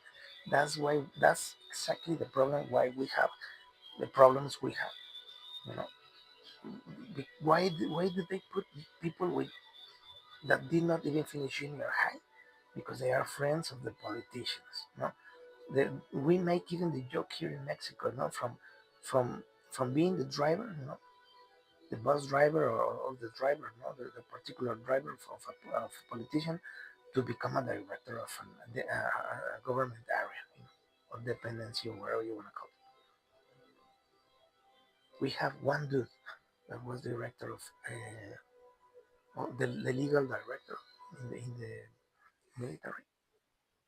One of these guys that did not even ended junior high made a mistake in an in a query, made a mistake, an illegal query, made a mistake, and when they made a mistake, the judge find out of the mistake and say, well, you're going to be sanctioned, because you did not make the procedure. You did not make well your job. You made mistakes. Those mistakes are going to cost you a fine of $9 million, for example. We have a case like that. The incompetence costs taxpayer money. $9 million, because they were suing a company. No, the government was suing a company, and the director of the legal director of the the secretariat of that part of the government, the director. I'm talking about director of the legal department of a secretariat of state suing a company. He did not make the application in the right way. He made a mistake. He forgot documents. So the judge said, "Well, you did not even make the application well. You did all like a child, like an incompetent fool, and you're going to have to pay to the company that you are suing a fine. You have to a compensation. And the compensation was something like $9 million, something like that, something like that, $90 million, something like that, a lot of money.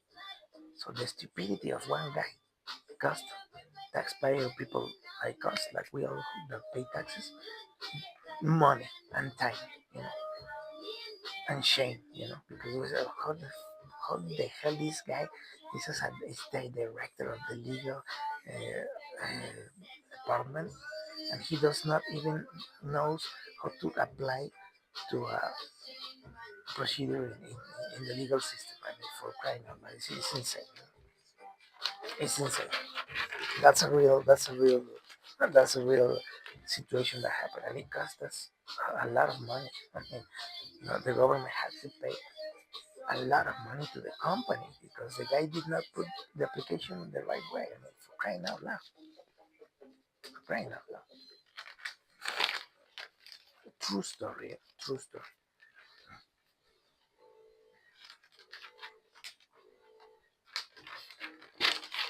Well, this is the newspaper. Yeah, I mean, it is a little bit wild, but that story about the guy directing the department of legal department of a secretariat in the federal government, and the guy did not file the request or the application the right way. He forgot some documents. they were suing a company, and the procedure where they were making all this procedure, he did not make the procedure right, and now the judge said you're gonna have to pay the company $90 million. So that level of stupidity sometimes we have in this government. Why? Because they are the friends of someone that is in charge, because they know someone in the government and they do not have the qualifications. They put them in important places, and that is the result. We lose money, taxpayer money. We have incidents, accidents like this train, interoceanic train, the transismic train. People die. We have problems. We do not have growth. I just put an article by an economist in the U.S. that is saying, well, Mexico has a surplus in the TMEC, in the treaty with the U.S. It has a surplus. Mexico is winning in the treaty with the U.S. like never before, like never before. He really said Mexico is winning a lot of, is having a lot of surplus in the U.S. treaty. No, I have it right here. You know, it is right under this live stream. In the next tweet, it is right there. With Robin Booth. You see, it is right under this live stream. Is Robert Brooks. You see, and he's saying, well, Mexico has a lot of surplus in the U.S. treaty. I mean, like a lot of money to I mean, he's winning money, like never before. And this guy is saying, well, where the hell is all this growth? Why Mexico's economy is 0.4 in the OCD in the OCD? I mean the yeah we have in the statistics of the OCD, that we are part of the OCD. I don't remember in English right now. I don't want to think about it, but we are one of the countries with the lowest growth in economy, only 0.4. And this guy saying, well, how the fuck can, excuse me, how the hell these guys having this surplus in the treaty with the US has no growth? How can they have no growth? How can their economy is not blooming like never before? Where is all that surplus? Where is it going? You know, and I put it right here, like 2 or 3 days before, that in the OCDE, which is an organization where Mexico is part of, as well the U.S. and other countries, we are the one of the least countries that grow, no? In this 2025. I have it right here, and I'm looking for it in my timeline. I'm looking for it on my timeline because yeah, I mean we have the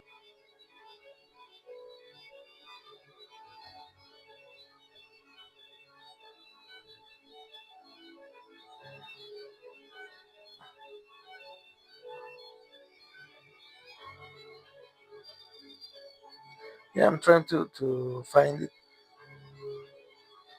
But yeah, I mean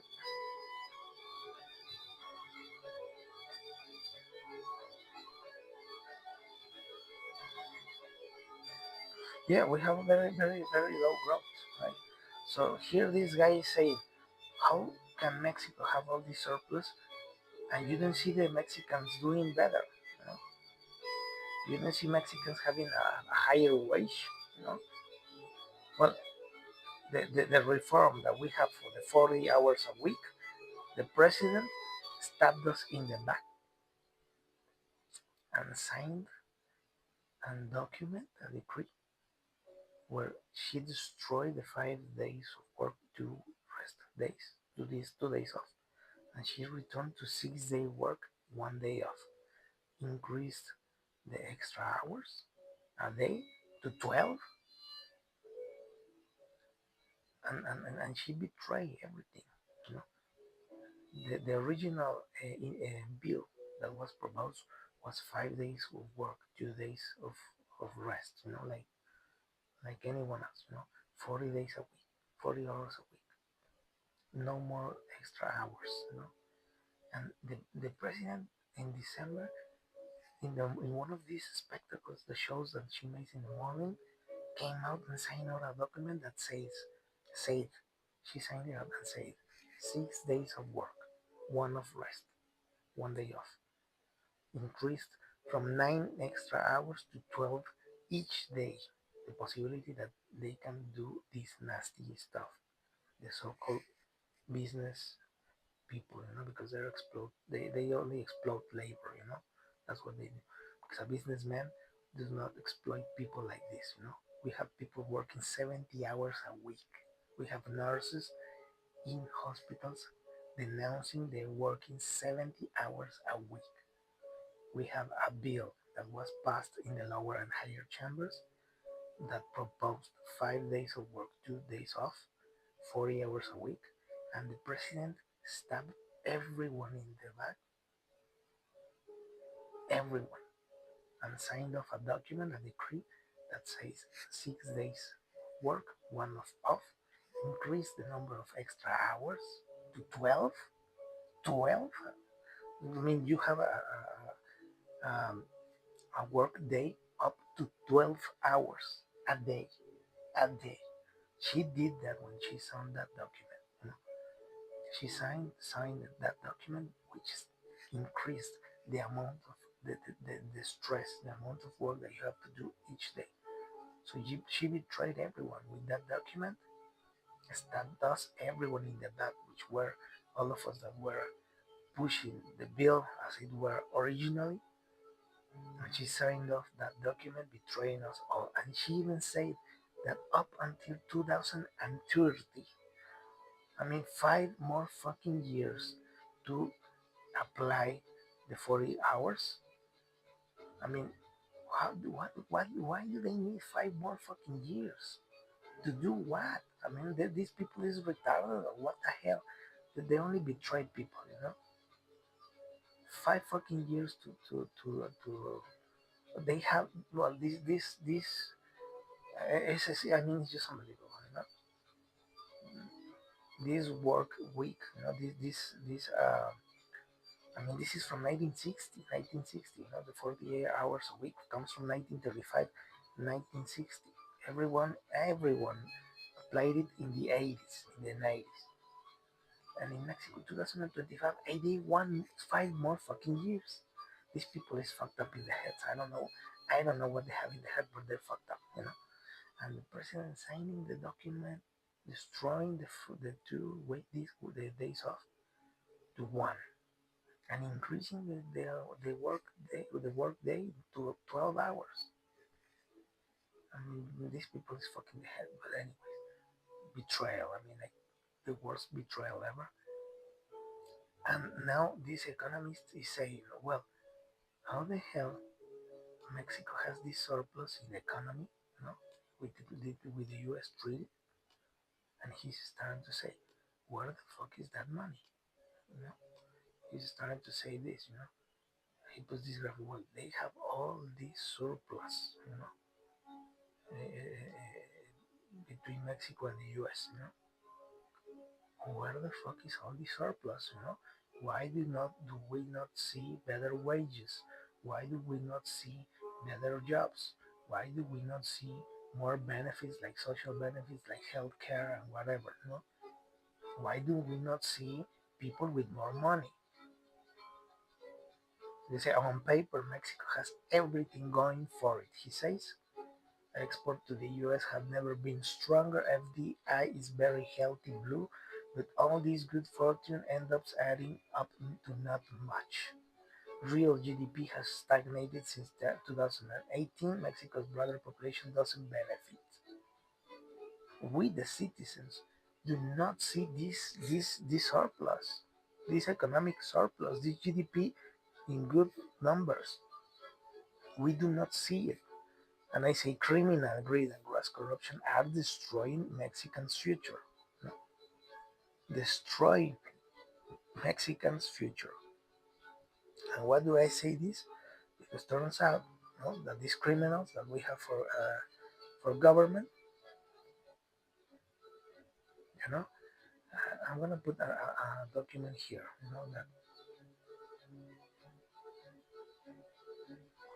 that what's happening with this money. Well, I have an idea right here, right? I have an idea right here when I published a news report that speaks about something very, very interesting, right? So let me just find it.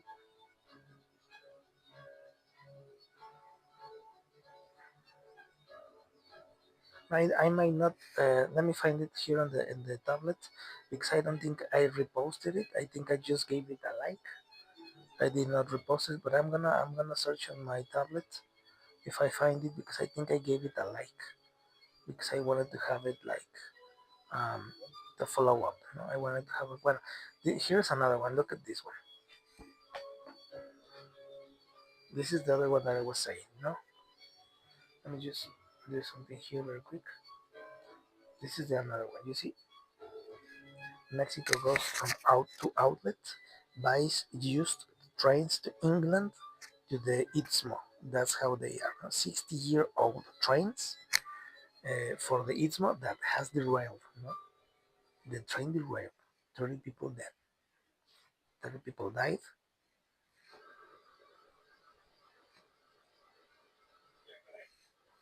30 people died because they bought these old trains. That's corruption, and corruption kills. Corruption kills. Corruption kills. In Mexico, corruption kills. This is it. It says who Amlicar Olan, businessman that received 3 million Mexican pesos from a senator, which is called Don Augusto, and friend of Andy Lopez Beltran. But turns out, an intelligence investigation, this is intelligence investigation about this guy, Senator Augusto. This put on the loop on the site a transfer for 3,000 millions Mexican pesos to an account in Switzerland, where they allegedly finds this Amlicar on land. And this is fucked up corruption. You see, an alleged dude, which I don't even believe that exists, or maybe is just a facade, to do this scam. Maybe they're trying to scam someone, so they created this character, false character, and it says that apparently that guy received 3 million Mexican pesos from this corrupt, crooked senator, criminal senator, which is tied up to narco terrorists. That senator here is tied up to narco terrorists. That guy there, the first guy that appeared there, this guy here, is it has links to narco terrorists. And I doubt that the guy exists. This guy exists. Maybe it's just the scam, the front man, the false front man to scam something or someone. And apparently the guy transferred 3 million Mexican pesos to an account in Switzerland where allegedly the guy, which I doubt exists, the guy Amlicar Olan, which I don't think exists. The guy maybe he's just a foul guy, or maybe it's just someone that they invented, and they transferred 3 million Mexican pesos. That's the level of fucked up. That's the corruption that kills. But right there is the corruption that kills. You want to see corruption that kills? Well, we have here an example. And why do I say this? Well, this guy was saying, where the hell is all this money, right? Where the hell is all this money? You know, this guy Robin Brooks says here, right?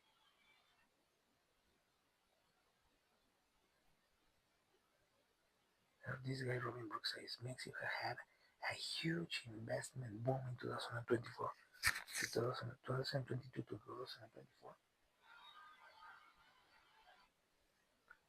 didn't, like they say, didn't spark sustained growth. You know? It did not spark sustained growth. The problem is always the same. A small elite, corrupt crooks captures any gains, whether with this investment boom or with strong export to the U.S. The broader population gets nothing. We don't see nothing. You know? We don't see nothing. That's why I say here corruption compromises and destroys Mexico's future, Mexican future. But not only corruption, uh, criminal greed. That's what I'm going to say. Criminal greed also kills people, and kills futures, kills people, and kills growth. You know, another one. Mexico trade surplus with the U.S. is bigger than ever, but the country just doesn't grow. It is because there is so little value added in Mexico's exports that their de facto transshipment, or is that a small elite, captures all the gains from trade. Incompetence, corruption, criminal greed. You know, you have that guy, transferring 3 million Mexican pesos to a guy in an account with Switzerland, which I don't even believe that exists. They're trying to do some scam. They try to scam someone, maybe. They're trying to steal money from someone. These are motherfucking crooks. I mean, the worst kind of crooks that you can find are sadly in Mexico, And I didn't hear it, Who is this guy on Nicaragua that received 3 million Mexican pesos from that guy, So, yeah, where is all this surplus? Well, this is an idea, Right there you have a possible idea where all this money ends up, in some Switzerland account, because these narco terrorist politicians that are linked to narco terrorists, like that guy, ends up stealing Mexicans' future, you know, thousands of Mexicans people future, you know, because these motherfuckers don't they're the worst kind of motherfuckers, that you can find, crooked, corrupt, crazy, insane, and criminal, criminal. Here is another tweet, where they are detecting millionaire irregularities on the line C from the train that derailed. Now the superior audit of the federal government, the ASF, Auditoría Superior de la Federación, detected irregularities of millions of pesos, Mexican pesos, in the works uh, pertaining to rehabilitation of the line C of the ferrocarril of the train which derailed, in the same uh, place where the derailment occurred, right? So it's all corruption. I mean, corruption kills. We need to understand that corruption kills. Corruption kills people. You know? Corruption kills people. So I say, criminal greed and gross corruption have destroyed Mexican future and kills people. Kills people. And Robin Brooks is saying it, Paper Mexico has everything to be a much better economy, a much better economy than it is. Where is all this growth? Where is it going? What happened to all this growth? How it vanished out of thin air? What the hell? It's literally criminal corruption. That's what it is. There's nothing else. It's really, really bad. I mean, you wish it was like a fucking nightmare when you just wake up and everything is okay. Sadly, it's not the case. It's not the case, sadly, and we have a lot of problems right here. And this situation steals lives, steals futures, and destroy lives. Kills, literally kills. So it's very complicated what happens in this country, and this corruption is destroying, destroying futures, destroying lives, destroying dreams, you and it's very awful. I mean, it's something that you really do not wish even upon your worst enemies. To be honest, it's something that you don't even wish upon your worst enemies, because the geniuses, right? The geniuses they say, well, no, do not travel at night. Go travel by day. That's the level of of solutions that they give you. do not drive at night. You know, these holidays, drive by day. No? Do not drive at night. You know, that I mean, uh, that's how they. I mean,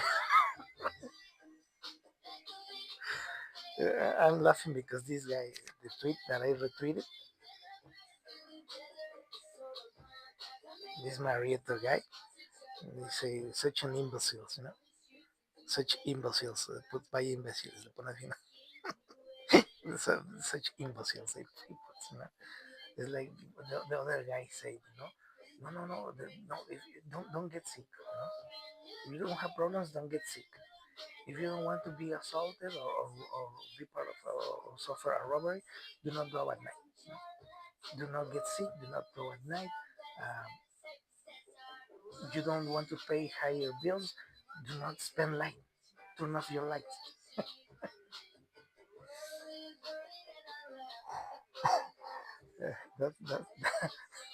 That that's reality. That's a real statement.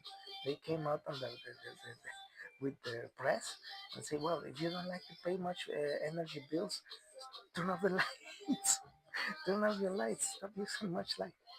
And well, you don't have medicine. We don't have medicine. You take a month to take an appointment for an hospital, you know, from the government. Don't get sick. No, just don't get sick. That's what they actually say. I'm quoting. I'm quoting. He said, "Do not get sick. We don't have medicine. Well, do not get sick." So the problem solved. That's what they actually say. I don't have the interview right here, but that's what they say. Don't use light. You don't want. Don't stop using light. Learn to live like a caveman, you know, and don't use light. You don't you are struggling to medicines and to appointments and to treatments, but don't get sick. You know? And the problem solved. Oh my God, it's unbelievable. And now don't go at night. Now, if they rob you, it's your fault because you went out at night. Yeah, it's unbelievable, unbelievable. But that's the situation we have right here in Mexico. And I mean, oh my God, it's unbelievable, but it is true. You know, it's true what happens. And yeah, I mean, it's insane. It actually is a little bit insane. The incompetence. And why is the incompetence? Because, like I said, we have an average of junior high. That's the average of education, junior high. So that's why things do not work. That's why solutions do not come up. Because we are not qualified. No, people is not qualified. Well, I did finish college. You know, I did finish college, but we are very small. The quantity of people that finish college, we are very few people. The vast amount of people are only on junior high, high school with luck, most. So that's why we see what we are seeing, you know, this nonsense in government, because they are not qualified to to to do or to have these positions in the government. They don't know what to do. They're just like trying to solve things like kids, you know, like in primary school, you know. And yeah, they say don't go at night. No, that's what the solution that they give is don't drive at night. But what happens that in the middle of the day in Zapopan, Jalisco, in the middle of the day, no, in the middle of the day, I think it was 10 in the morning, something like that. This happened, you know, this happened. So,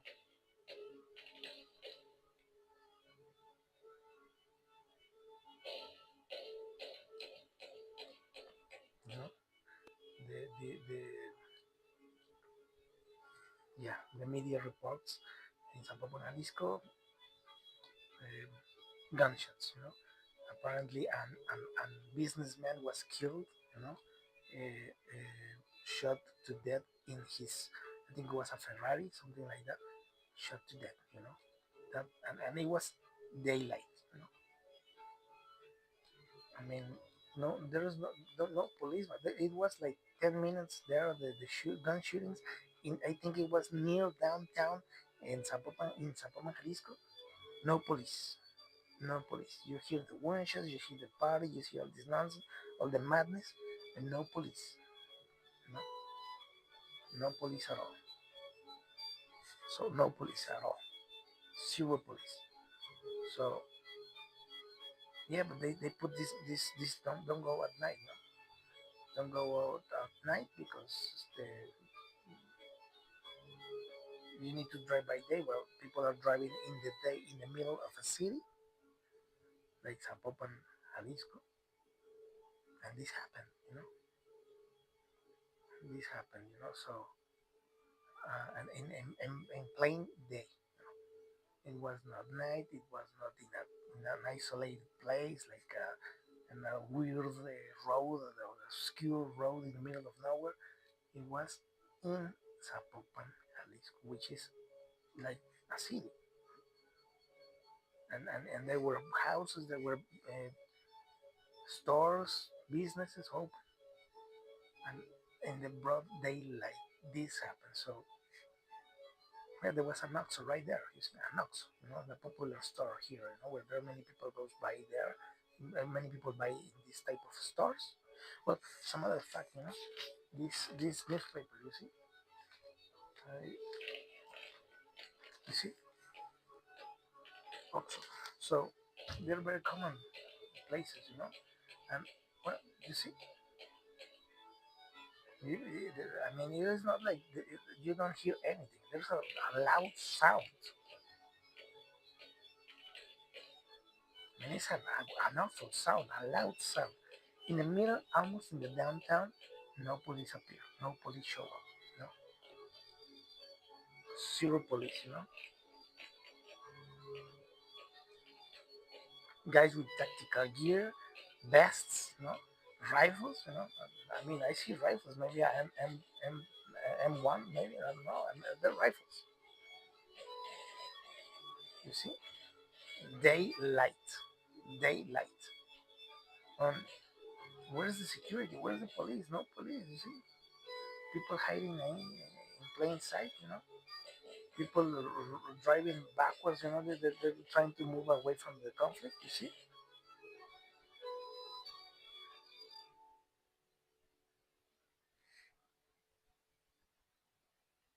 This is daylight. I mean, daylight near the downtown in a exclusive place, like where there's this big house, like exclusive residential place, no these suburban areas where there are many criminals, no, no, no, I mean an exclusive place where big houses, big people, supposedly is more quiet, no, there's no many criminality and stuff. Well, no police. Look at this, insane. It's insane, it's insane. But yeah, that picture is crazy, right? It's crazy. 200 shots received this vehicle. 200 shots. 200 shots. I mean, it's wild. You know? It's wild. That's all I can say. It's crazy. Crazy.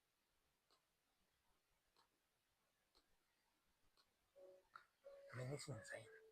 It's actually insane. I don't even know what to say. I don't know what to say, to be honest. I mean, when you see this, I mean, what do you say? I mean, I do not want to show much of the images or respect of the victims, maybe family members or whatever. I did not want to show up that long, that the images out of respect, for people that. But when you see that, it's complicated, It's complicated because I mean, that affects us all, because we all live, all the people that lives in Mexico doesn't feel less secure, when we see this type of crazy images. And I lived in places that were this crazy back a few years back. And yeah, I mean, it's not something that you want to see, right? It's not something that you want to see, but sadly, corruption is coming up, and corruption in this train is coming up. Each moment, each hour is the reporters, the investigative journalists, and journalists overall. We are finding, and people are finding, citizens like me are finding more and more corruption situations regarding this incident, you know, which is very bad, very bad because people died, people lost their lives, and we need to understand in Mexico that corruption kills. Corruption kills. So yeah, it's very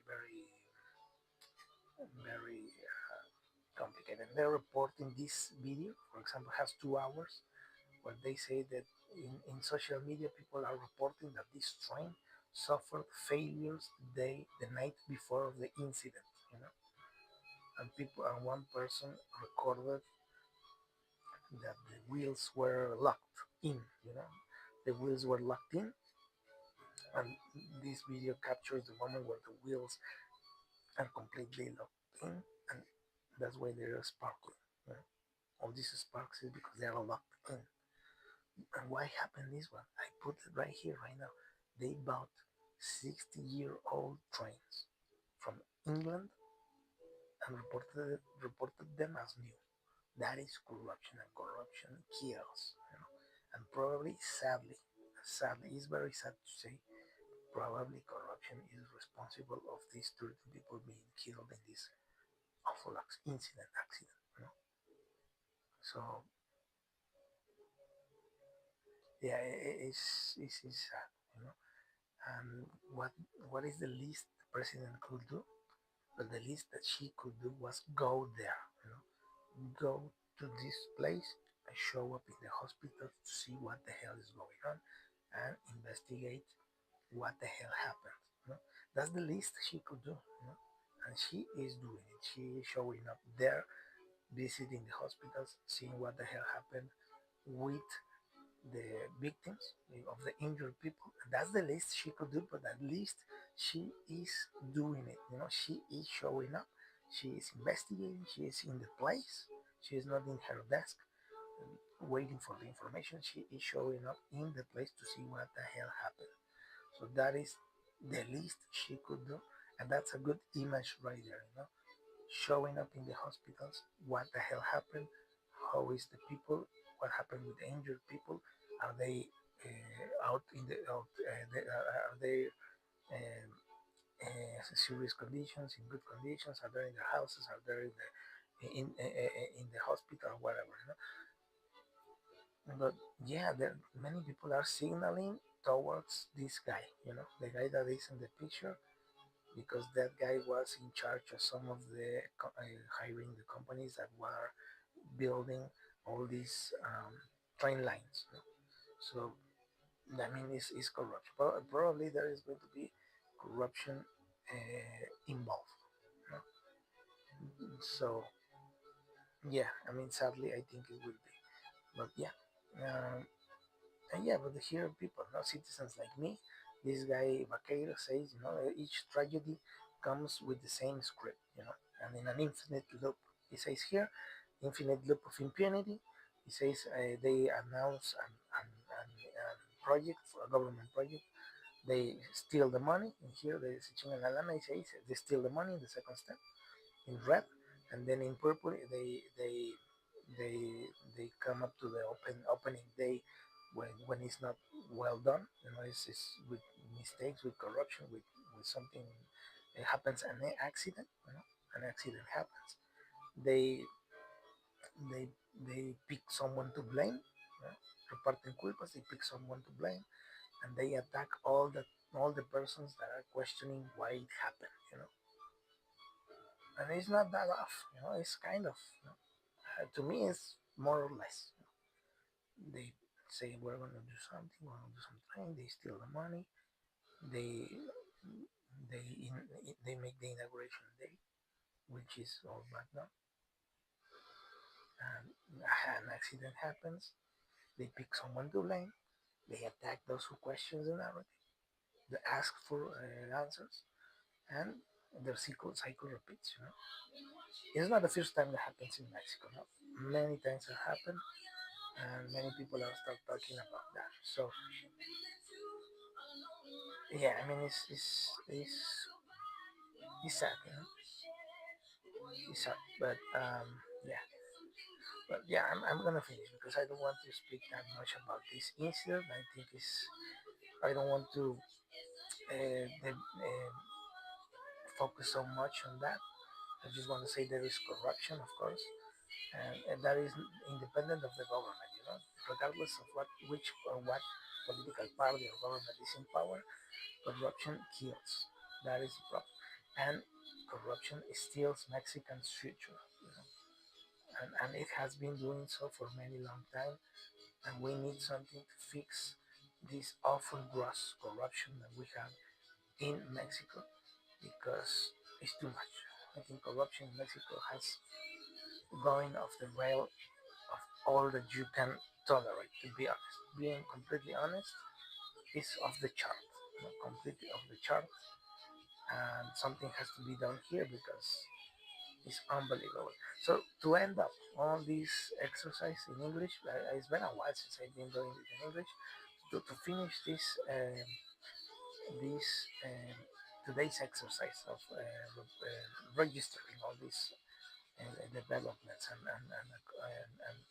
all these situations that happens in Mexico and the world, I'm going to finish with this document right here. It's from the Global Times. This is a report, where they are talking about socialism and China. So I'm not entirely pro China, but I found it very interesting. It says Xi Jinping socialism with Chinese characteristics for a new era receives high recognition from international community. 2025 Global Survey on Impression and Understandings of China. I find it very interesting because it says that it receives international approval, high recognition. So I find that interesting. Well, who is giving this high recognition to China? And I find it interesting. So I'm gonna read. I'm going to read it to see what it says here on my social media. It says by Global Times. It says in 2025, the world is undergoing accelerated transformation amid rising turbulence and uncertainty. The interconnectedness between China's development and the global landscape continues to grow, with China exerting increasingly profound and positive influence on global growth, technological transformation, and global governance. To continue to observe how China is perceived by the world, the Global Times once again launched the Global Survey on Impression and Understanding of China. So this is something, making a parenthesis and stop. They do it this every year apparently. So I didn't know, but it's interesting that they do it each year. So maybe their opinion on this fact is going to be quite interesting because I think I supposed that they've been doing this for quite some time, so they have a clear image and picture of what's going on with China and the international community. So let me see what they say. So I continue. Uh, Covering 46 countries and about 51,700 respondents to objectively, comprehensively, and accurately understand how foreign public perceives, understands, and evaluates China. So this is very interesting. No? And this is the first question here. Say, what aspects of China interest you most? And here is this map, no? This map of worlds, where the bigger the world, no?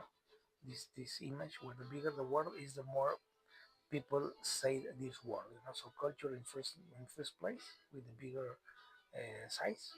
Second, maybe it's a little bit between technology and economy because they're pretty much the same size.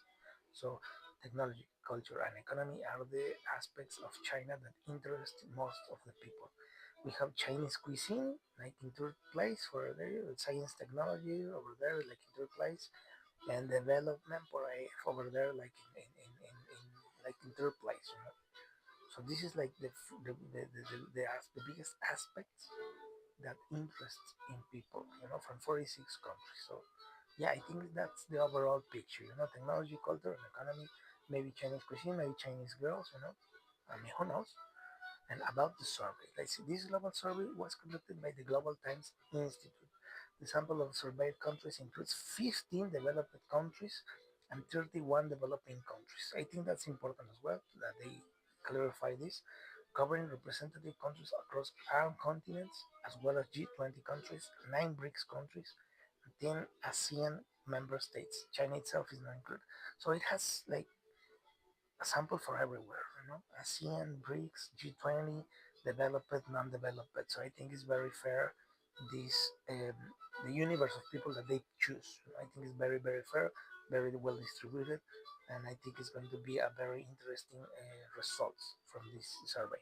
Sampling questionnaire distribution and data collection followed standard industry practices depending on the specific condition of each country. The survey was conducted through three appropriate methods: face-to-face interviews, interesting, CAPI, computer-assisted telephone interviews, CATI, and large-scale online panel surveys, which I didn't think are the best ones. I think in person are the most accurate, and maybe telephone, the second ones. Survey on online, I don't trust that much on that one. Those ones. The target respondents were members of general public aged between 80 to 70, which is a very good uh, range of age. During data collection, certain quotas were applied to the sample composition based on the population characteristics of each country. The survey was conducted from August to October 2025, and a total of 51,689 valid samples were collected. So pretty much almost 100% of what they the original proposal they was, which was 151,700. Xi Jinping thought on socialism with Chinese characteristics for a new era receives high international recognition. Let's see what's going on here. Say number one says, do you agree with some of the important concepts in the Xi Jinping thought of socialism with Chinese characteristics for a new era? And here we have some sub areas. Further deepening reform comprehensively and expanding high standard opening up 74%. People-centered development philosophy 74%. Humanity and nature coexisting in harmony and lucid waters and lush mountains being invaluable assets 78%. That's high numbers. Building a community with shared future for humanity and promoting peaceful and common development for all 79%. Advancing full and rigorous party self-governance and intensifying the fight against corruption, which is an important subject that I have been criticizing, and 75% agree.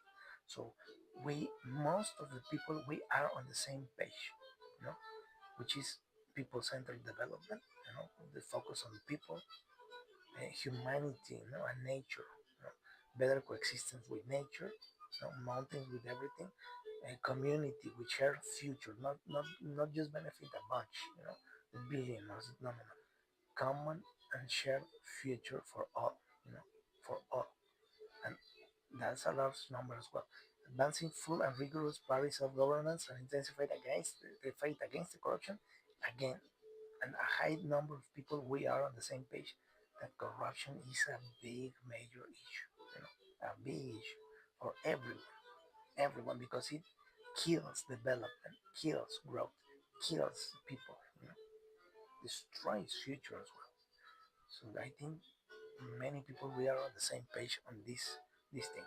So this survey was selected several key concepts from Xi Jinping thought and socially with Chinese characteristics for a new era, and asked for income respondents for their views, building a community with a shared future for humanity. And this is the and this each receives 70% recognition. So these are the main subjects, and people agree. Which is more than 70% of people agree in each of these subjects or these sub areas. So this approval rate for the above five concepts exceeds 80% among respondents from developing countries and surpasses 60% in developed countries. So in developing countries is more than 80%. In developed countries is up to 60%. Up to 60%. Because they have more capitalistic mindset, I guess. So as for the Global Development Initiative, Global Security Initiative, Global Civilization Initiative, note the Global Governance Initiative had not been announced when the survey began. So clarified that point, and joint pursuit of the Belt and Road Initiative proposed by Chinese President Xi Jinping, also General Secretary of the Communist Party of China, Central Committee, and Chairman of the Central Military Commission. To the international community, over 70% of foreign respondents have indicated recognition, which is higher than that of 2024. That means that last line right here, that line means that each year, from the previous year to this year, more people is recognizing these needs. No? And probably the 2026 is going to be more people and more people and more people as time goes by. I don't doubt that that is the case. So it says here China's governance concepts and practices, including implementation of the spirit of central party leadership's 8-point decision on improving work conduct and formulation of 5-year plans, received international acclaim. Uh, so it's very interesting, to be honest, very, very interesting. The implementation of the spirit of the 8-point decision and other concepts and practices related to exercising full and rigorous party self-governance. So yeah, 70% of foreign respondents hold a positive attitude, agreeing that the ruling party members in our countries should be held to higher standards than ordinary citizens.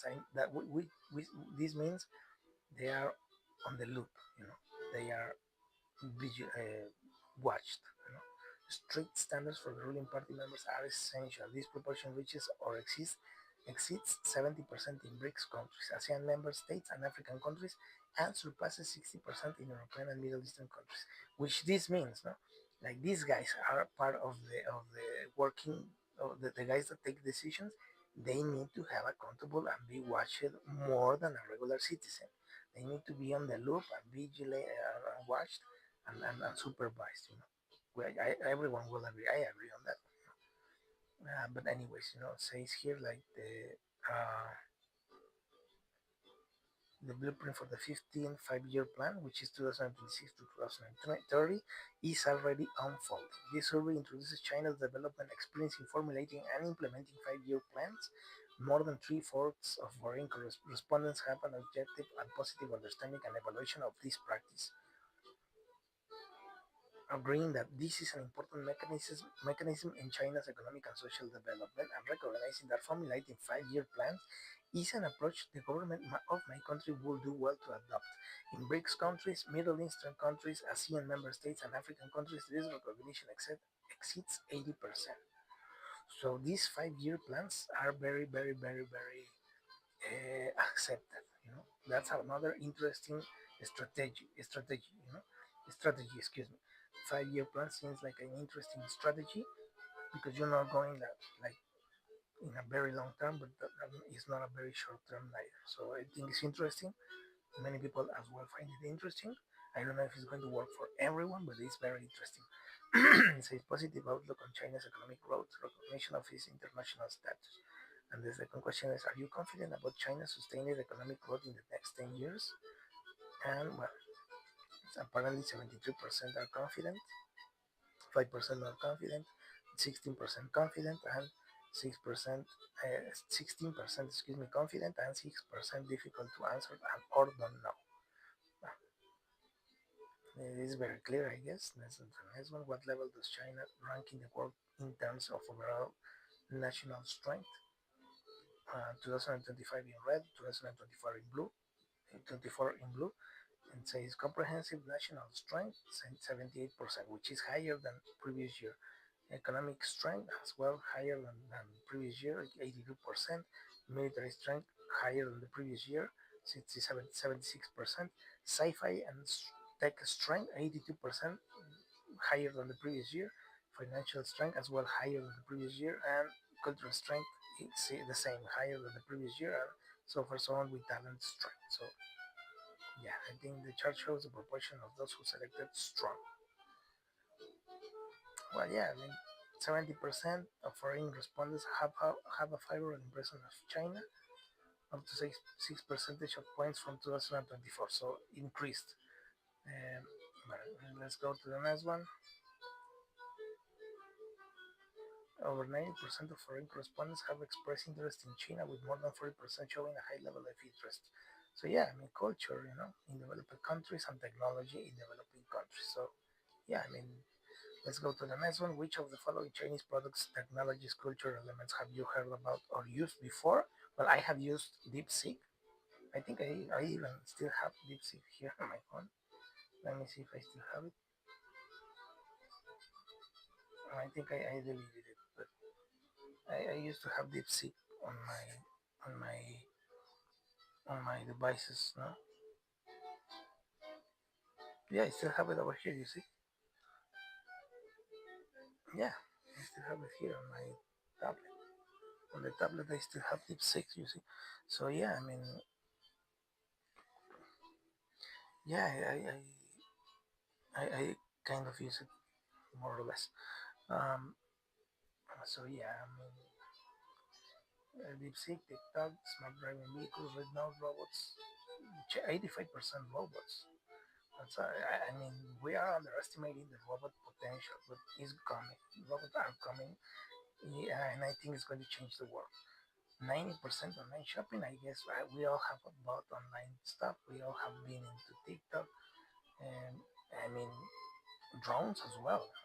I mean, there's a lot of uh, products. I mean, this is more or less on the Western side what we often use. Right now or something like that, maybe not that much because that is more into Asia. Maybe some of these less known in the West parts are from the Asian countries, of course, like Red Note, Chinese online games, designer toys, mini dramas and web novels and films where I have watched films and novels because there was a page, like a YouTube page where they have like series, Chinese series, like TV series. I have watched many of those, but they are not that popular here in the West. You know, those are more like more the Asian countries. Not over here. But yeah, I have watched. Now there are some pages on the internet that they put you these Chinese TV series and stuff. And one thing that you have to say is that you do not find in Chinese media and stuff so much madness. In the West you find all this madness, but in Chinese is not that often that you see all these crazy things that we see in the West. So yeah, let's see. Let's read this one. The survey also finds that media news reports on social media platforms rank as the two main channels through which foreign respondents learn about China. Under the visa-free transit policy, three-fourths of foreign respondents have expressed willingness to visit China in the future, an increase compared to 2024. Further examination of the reasons for traveling shows that sightseeing receives the highest proportion of selections, 49%, following of shopping. Well, very, very interesting. To be honest, I did not expect to see um, to see that. I mean, I really do not expect to see those types of of of answers. I mean, because as the U.S., the U.S. is tidying up. The U.S. is tidying up uh, the the the the requirements to go in the U.S. China is losing them. It's making it uh, more easy to go to China. And maybe I don't know. Maybe I'm going to go first to China than the U.S. To be honest, at this point in time, because going to the U.S. is very wild. It's kind of wild. Going to the U.S. is complicated. I mean, they are starting to put so much blocks, and it's becoming much more easy to go to China now. For much for unbelievable that it might seem, is each time more easy to go to China than to go to the US. Well, let's go see now. Social media platform ranks as the two main channels through which foreign respondents learn about China. Yeah, you can enter the China's pages and you see a whole different world, to be honest. Under the visa, when I have read all this, up until June 30, 2025, China has extended its 240-hour 10-day visa-free transit policy to 55 countries. With the growing global popularity of China travel and China shopping, would you consider visiting China under this policy? Why not? If I have the means and I need to go to China to go to other place, why the hell not? 10 days. Maybe you can plan 10 days to be there 5 6 days, and then you go to the next place you want to go. Why the hell not? You know, maybe for travel. I mean, maybe shopping, travel, shopping. Maybe, maybe, why not? There's look, this says this orange is for travel. Just go to visit 49%, shopping 23%, business 14%, job 11%, studio academic visit 10%, resident or immigration 7%. This expecting China to participate in international affairs, reform and improve global governance. No? So let's see what's going on here.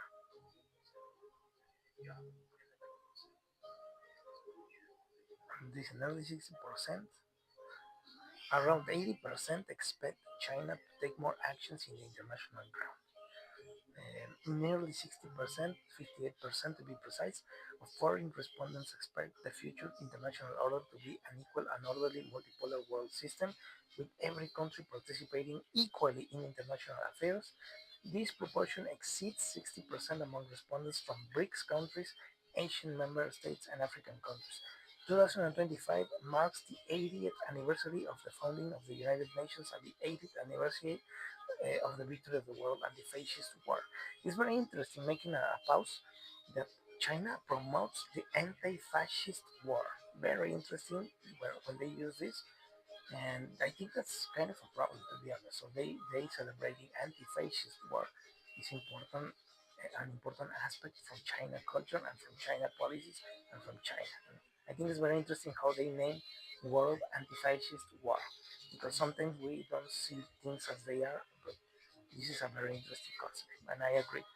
Uh, to what extent do you expect China to take more actions or contribute more as belong to the international community? 2024 in blue, 2025 in red, build a more equitable and just international order. We went from 74% to 78%. The next area is carry out mediation and coordination on international and regional hotspot issues to maintain world peace and stability. We went from 74 again to 78. Carry out trade, cooperation, and foreign investment. We went from 81 to 83. Carry out exchanges and cooperation in education, culture, science, and technology. We went from 80 to 83.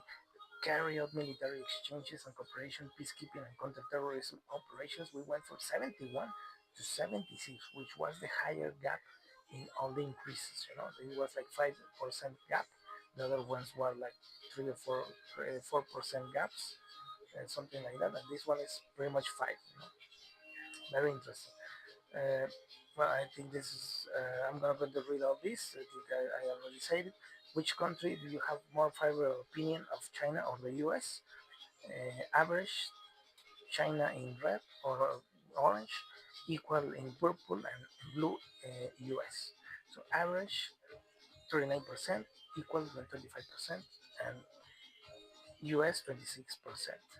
And developing countries, 44% China, 26 equal, 22% US.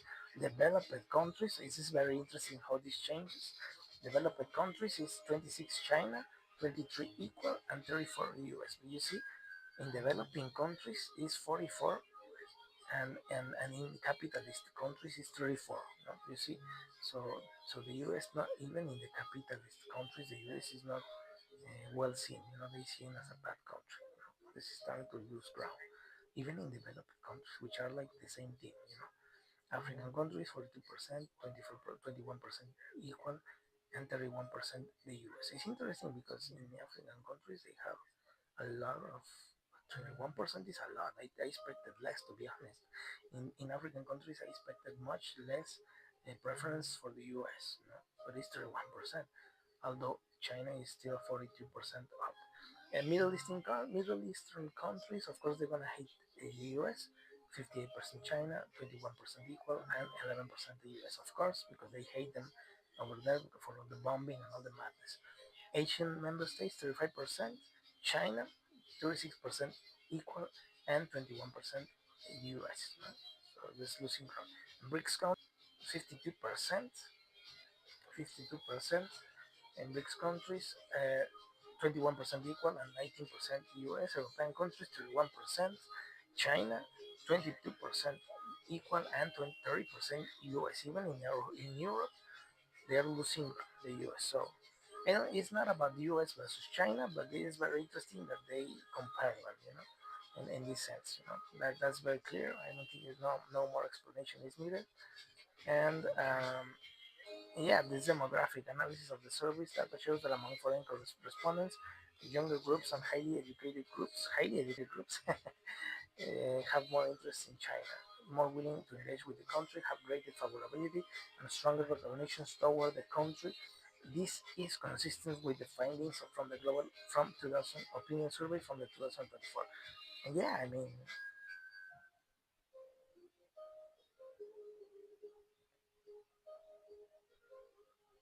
in the sense of in the sense of it's not talking bad about the US. I think that China is a very interesting country. For me, for example, the cultural aspect of China, the technological aspect of China are very interesting. They are uh, uh, a civilization. They have thousands of years of history, thousands. So we have that affinity in Mexico because we in Mexico have as well thousands of years in history. So for us Mexicans, it's very easy to see with interest, cultural interest to China because we share a long history civilization. So in Mexico, we have all these deep cultural roots as well. In China, they do have the same roots. And it's a very interesting country in technology. I found it fascinating how they went from a third world country to the place they are now in a short period of time, in just decades. It is amazing to see how they are focused on growing up and developing themselves, and they have completely kick ass, in showing how you go from third world country to a top level player in the field. And that's what I found very interesting about China. They do not lose time fighting the media game. They not find they not spend too much time in the media game in this show from the media. They focus much more in working, working, working. Yeah, focused in working. They're not fighting like the U.S. is fighting everyone. They want to impose, but China is focused on mostly in work, and yeah, they do try to participate in the international ground, trying to be a more wise voice, a more uh, calm down voice, because the US is like crazy, like throwing punches everywhere, and I think China always is more measured, more calm, in their response. They show more wisdom because they answer firmly, but they do not create chaos. They just put their stand. This is my position. And they focus more on working, and not spending much time in the media. Like they don't do that. They do not do that too much, like the U.S. does. The U.S. is the all show, fun and games, and China is more serious, more focused on what they're doing. They know what they want to achieve. They have their plan, and they focus on achieving it. And that's why many people find it very interesting. And I'm not even I'm putting aside a little bit the cultural side because the cultural and technological side, of course, is very very very fascinating. And they have beautiful cities. When you see China, you see beautiful cities, beautiful places to go and to experience a big place, a beautiful place, the culture, the technology. You see many advancements in technology, right? The self-driving cars, self-driving buses, 24-hour self-driving buses. You just go up, they recharge each time that they make a stop. They have these special stop places, and in that moment the bus recharges a little bit. and 24-hour buses with no drivers. You just go up. They charge you by phone the ticket, or sometimes it's free. And you just go there, sit down very quietly. It does not make any sound. It does not pollute. Just go there, not contaminating the planet. You go to where you want to go, very quiet, very peaceful, 24 hours. The same with the taxis. No? You go to taxi, there's no driver. You don't struggle as a tourist with the scams, because sadly we have to acknowledge that one of the most common scams that we receive as tourists is with taxis, because they want to charge us more money, they want to make their profit in a bad way, the scammers. But in China you don't have that because it's all autonomous. You just put the app, it gives you the fee, and you don't struggle with the taxi driver that wants to scam you. It's very difficult. It's autonomous, so it's amazing. It's very interesting all this, and yeah, that's fascinating as well about China. And of course, the cultural side is unbelievably amazing. It's amazing, and of course the China, the big China Wall and whatever, and many places. I could not even mention not even a 1% of all the cultural aspects of China, as well as I cannot mention all the cultural aspects of Mexico in one moment. There are a lot of things that you can mention, and yeah, I think that this is very interesting. This exercise from the Global Times is a very reputable source of information. Global Times is a serious source of information, and very interesting. This survey that gives us a bigger picture of how people internationally feel about China, which I think they're doing a great job. They're focusing more on developing and focusing in working towards achieving goals, and making progress, not just to them, for everyone, because if they make a breakthrough in technology, that breakthrough is going to help us all. Like the robots, they are leading the pace in robotics, and in the artificial intelligence, and in drones. Some people even say China is 60 years ahead in the future in technology, and they are ahead. They're ahead. They have all these integrations with technology in a very fascinating way, and uh, and all the mistakes that we have done in the West, they have not done that. They've been so focused on what they want to accomplish, and here in the West, we are not focused. We are missing the opportunities to focus on work and achieve. Well, we're killing scientists in the West for crying out loud. I mean, it's wild. Here in the West, things are wild. Recently, this Portuguese scientist from MIT killed outside his house. I mean, we have issues very complicated here in the West, but well, fortunately, we have an countries, in the West, like Brazil, for example, that are very close to China, and yeah, we have some influence from the U.S., but the future is clearly opening up to have more Chinese influence, and then I think it's a good influence because they're doing incredible things. When no one believed that they could do something, they did it. Even Elon Musk uh, made fun of their electric cars, and look to BYD. This company BYD is kicking ass. Is kicking ass. Is a very interesting electric cars company that even Elon Musk make fun of them, and now he's not laughing anymore about BYD and the technologies pertaining to electric cars from China. Very interesting. Uh, and no, who knows? Maybe in some years, people in here in Latin America, in the West, get to know better China. Get to know more about the culture and the technology from China. Maybe more people here in Latin America, in the West, get to know more about China. It's a very interesting place, and yeah, I think is leading the charge towards the future, and I think the future is going to be more China-like than the US-like, because the US is making tremendous mistakes unless they change their course of how they're doing things. Uh, I don't see them having that much influence. But the good thing is, the good thing is that the future looks very, very interesting, very, very interesting, because it really is going to change how we see many things, work, life.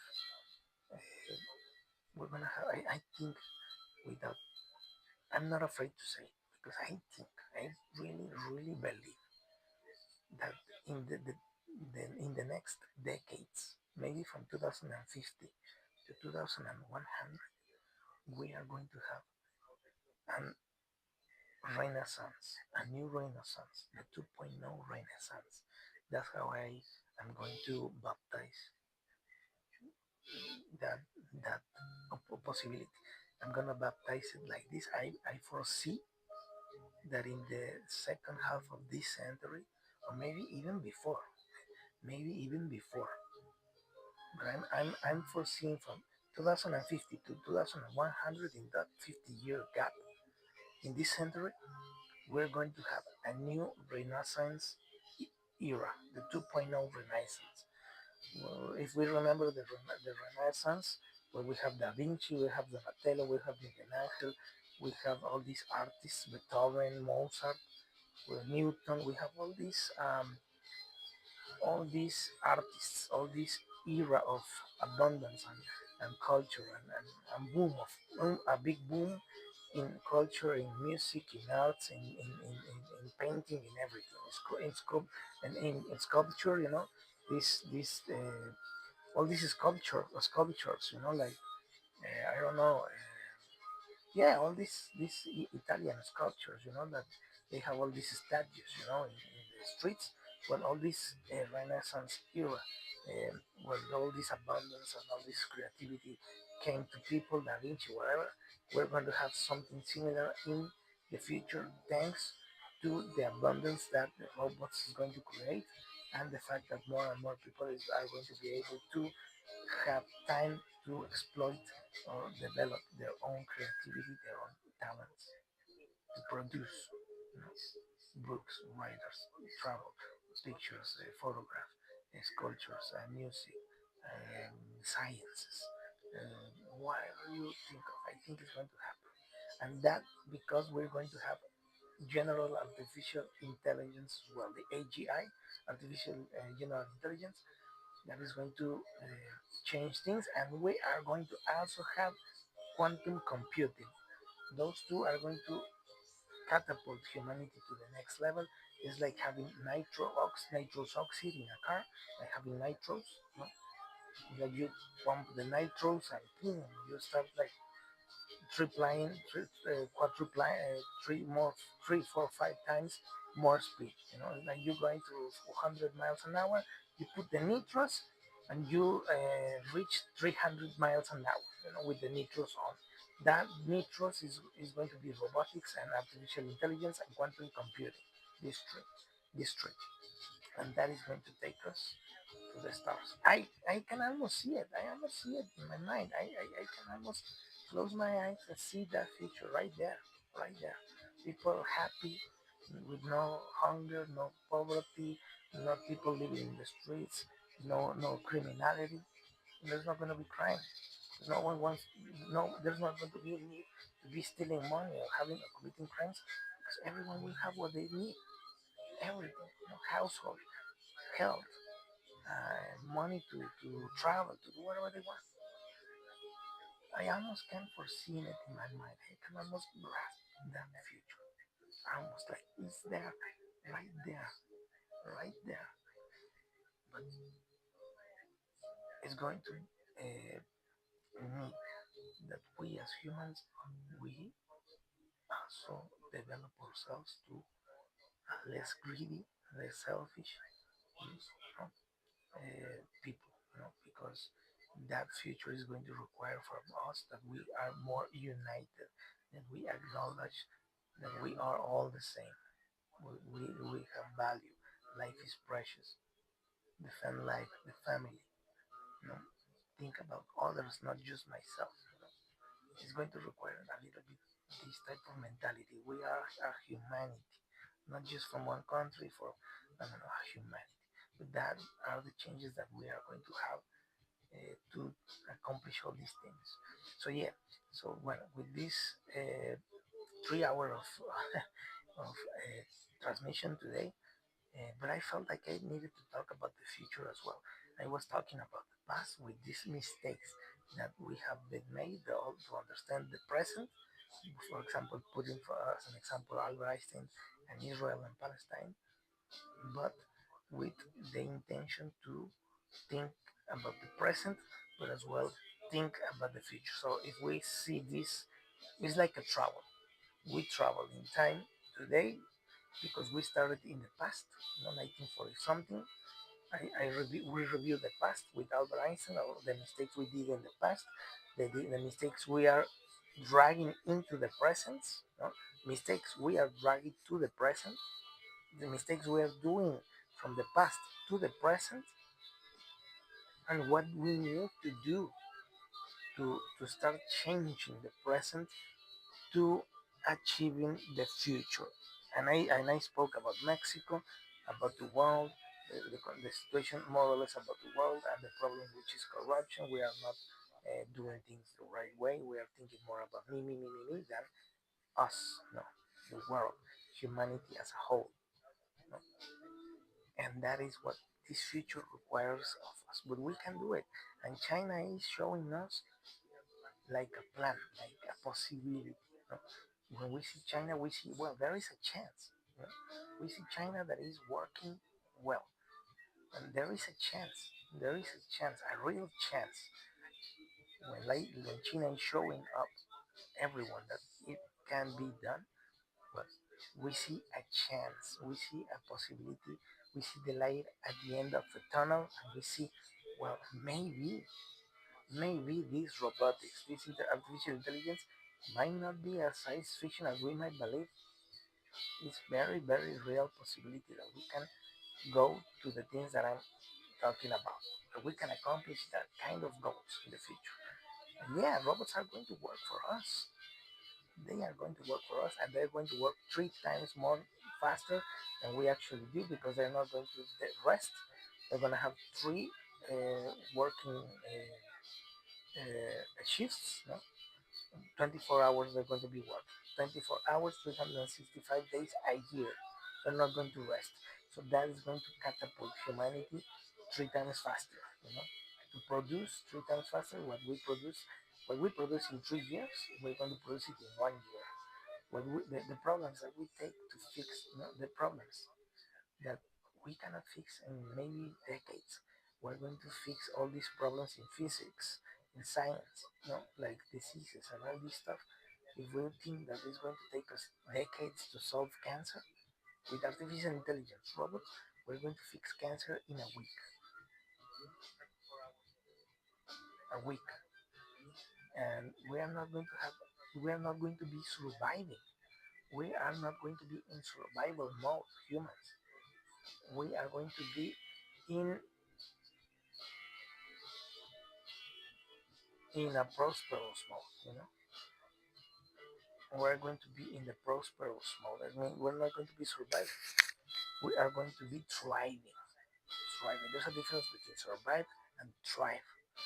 We are now surviving. Most of the world are surviving because we cannot go to vacations to wherever we want. I'm not in the Bahamas right now, like taking a year off. I do whatever I want in Bahamas, wherever I want to be in an island, far away from everything. Like I'm in an island, no one bothers me here. I'm happy. You know, I have my books. I have my and some place on there. But we are not in that. Many people do not live where they want. They need to work. They need to do things to survive. They need to put food on the table. They need to work for a wage. They need to pay bills. That is not freedom. We're not free. We're partially enslaved because we have to pay bills. We have to pay rent. We have to do this. We need to put food on the table. We need to do things that we don't like many times. Many people do things that don't like, and they call it job. Well, that is not freedom. Let me tell you, that is not freedom. That is partial slavery. And in this future, with robots, artificial intelligence, and quantum computers, we are trying to accomplish real freedom from everyone. Real life. A real life for crying out loud. Not survive, thrive. Thrive. Buy all those things that you always wanted to buy. Go to the moon, travel to the space. Build your own project. You wanted to build, a, maybe it's a scientist that wanted always to produce its own medicine, because he's having this medicine. He's going to have the money to do it. Because in this future is going to be, again, I repeat myself, the high universal income, high, not low universal income, high universal income. And work is going to be optional. I mean, I want to work, all right, I work, but I don't have to work. This is not like a burden anymore because I don't have to. I can work for a year, for 2 months, for 3 months. Maybe I can be a volunteer. Maybe, I mean, there are so many possibilities that I have spoken in Spanish. So many endless possibilities. Work is going to be optional. I want to work 2 months, and I'm not going to worry about the wage, the salary, because I have my high universal income. They're not going to pay me even nothing, maybe. It's going to be like, just I want to work because I want to, not because I need to. That's a big difference. I work because I want to, not because I need to. That's the point where we need to be, everyone. We work because we want, because I love to work, to do this work, not because I need. That's where we want, where we need to be, and to reach that level, it requires a lot of things to get done to reach it. And China is leading, Japan is leading in energy terms. We are finally working up into something. Japan and China are doing their part. U.S. is falling short, and yeah, the robots are coming. I think they're going to help us to do it, and they're going to help a lot of people to have less stress, to have a more enjoyable life, because they're not, especially the older people, because they're not going to be alone doing everything by themselves when they cannot do it because their body is old, is tired. So they're going to have this assistant, in the robots. It's going to change many things, many, many things. And I think this next year that starts in a few days, pretty much the day, in 2 days, this 2026, I think is going to start. I believe it. I believe it. I might be wrong, but I think that these guys that has these robot companies, they're going to start to rent them. They're going to have a rent plan where maybe you buy $400, $300 a month, and you have your robot. Maybe it's a robot that costs $20,000. Not many people can afford $20,000. And I think robots are going to reduce the costs in very short span of time. And it should. If we want to build this future, the robots need and should reduce the cost until the cost of an iPhone, maybe 20,000 Mexican pesos, $1,000 for a robot that can do anything. Laundry, clean up your house, do the dishes, whatever you want to do. Fix your closet and clean up your house. Maybe plumber, plumber work. They fix me the plumber, and I mean, they can be plumbers, they can be whatever, and people will be able to afford them. And the production is going to be very short amount of time and very cheap. And maybe next year they're going to start rolling out rental plans. Maybe you can rent them for a year, $200 a month. Many people can pay that. They just need to pay this rent. They have them in their house. They work for it. They do everything they need to do. And everyone has afford $200, per household. I don't know, something like that. And eventually they will be able to keep the robot if they rent that robot for maybe 3 years, 4 years. They own it. You know, they pay for the robot. They own it, and I think that is going to make the adoption of robots into the everyday people's life faster than the speed of light. I think that is going to be very interesting, but I think that they're going to do that. And if they have not thought about that, they should be thinking about renting them for a small fee, with the possibility to keep them. For 2, 3, 4 years, renting them is yours. And that each day this cost reduces to almost $1,000 per robot, and that they become more efficient. But anyways, I'm just imagining a little bit about the future. Right now, I'm just speculating, but yeah, I think it's very possible. And I think the moment where we need to start thinking about what jobs of the future, how the jobs of the future are going to be. But there's a lot of discussions that has to be made, a lot of planning that has to be made, and the brightest minds in the world needs to start discussing this future, how it's going to be, how are we going to plan it, how are we going to plan all the details of this bigger plan, because it's going to be complicated. It's not going to be easy, but it's worth to develop a plan in that going that way, going towards that goal. And I think it can be done in maybe 10 years if everything works well. If there is no crazy issues going on here and there. Maybe 10 years, maybe by 2040, maybe 2035, something like that. Maybe we are going to be in a very different scenario than we are today. And I don't know how many times the universal high income my maybe 10 years. I don't know. It's complicated to put a date, but it's coming. It's coming. But well, with this exercise of registering all these situations happening in the world, happening in Mexico, happening in the U.S., happening in the past, this is history about Israel. Well, I think it's a very interesting.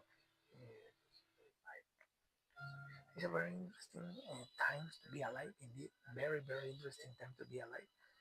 And maybe we in a few years are expanding life. Maybe we humans live 120 years, 130 years, 150 years.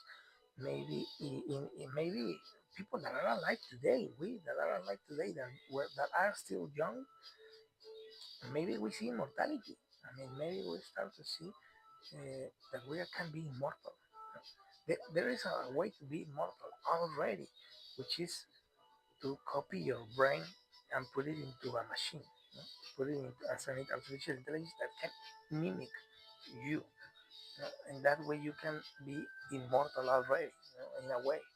It will not be you, but it will be a copy of you, like a shadow of you, In a way, you might be still apparently be alive, but I don't know. Maybe in our lifetime, maybe we see ways to defeat death with ourselves, like not in a machine, not ourselves, or in our bodies. No? Maybe we are able to uh, rejuvenate people. Like returning back to the youth. Old people returning back to youth and living endlessly.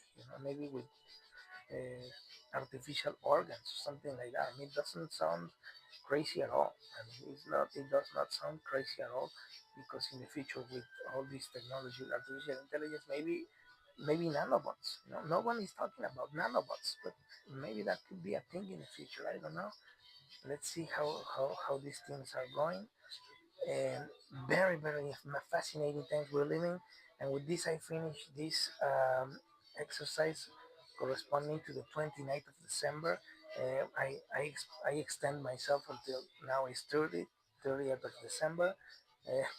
My God, it's so late. 12:45 a.m. We are beginning the Tuesday. The And tomorrow is the last day of the year. Oh my God, it's unbelievable. We are just a few hours to finish 2025, and 2026, I think, is going to be the beginning of the possibility new industrial revolution. And I think it's going to start with robots. I think in 2026, robots are going to start to occupy a more important role than we believe. I do believe that. I want to believe in that. And I don't know, but I see it very, very possible, very, very possible uh, that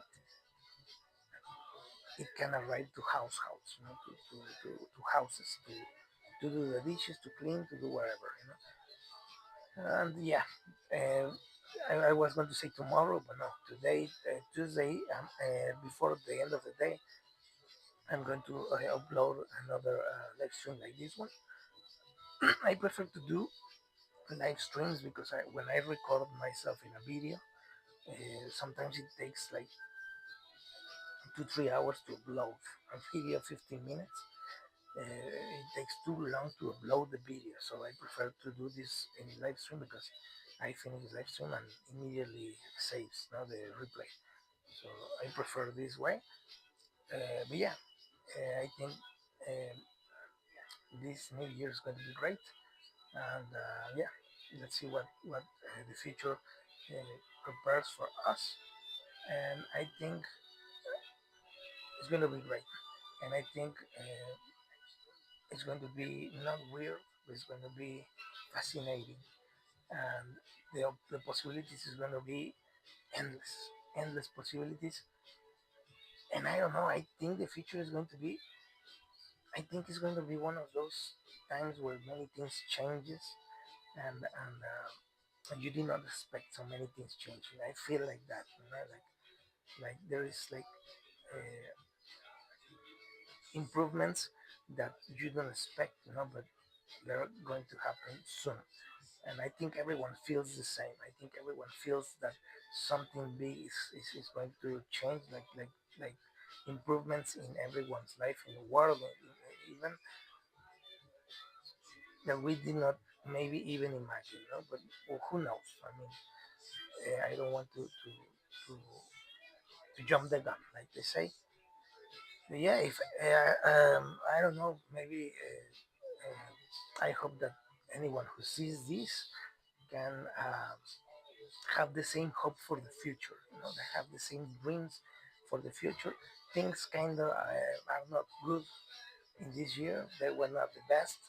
They were like ups and downs, and we are struggling with moving on. And some plans are we are struggling to do some things. Like oh, it's a little bit complicated. Um, but I think it's like they say, when something great is going to happen, you always feel like this, like a little bit like uncomfortable, you know. But I think that's what happens right before something good happens. And yeah, let's keep this open mind, this positive mindset. I needed to do this in Spanish because some people always try to criticize people that thinks different and try to paint them as like unbalanced people.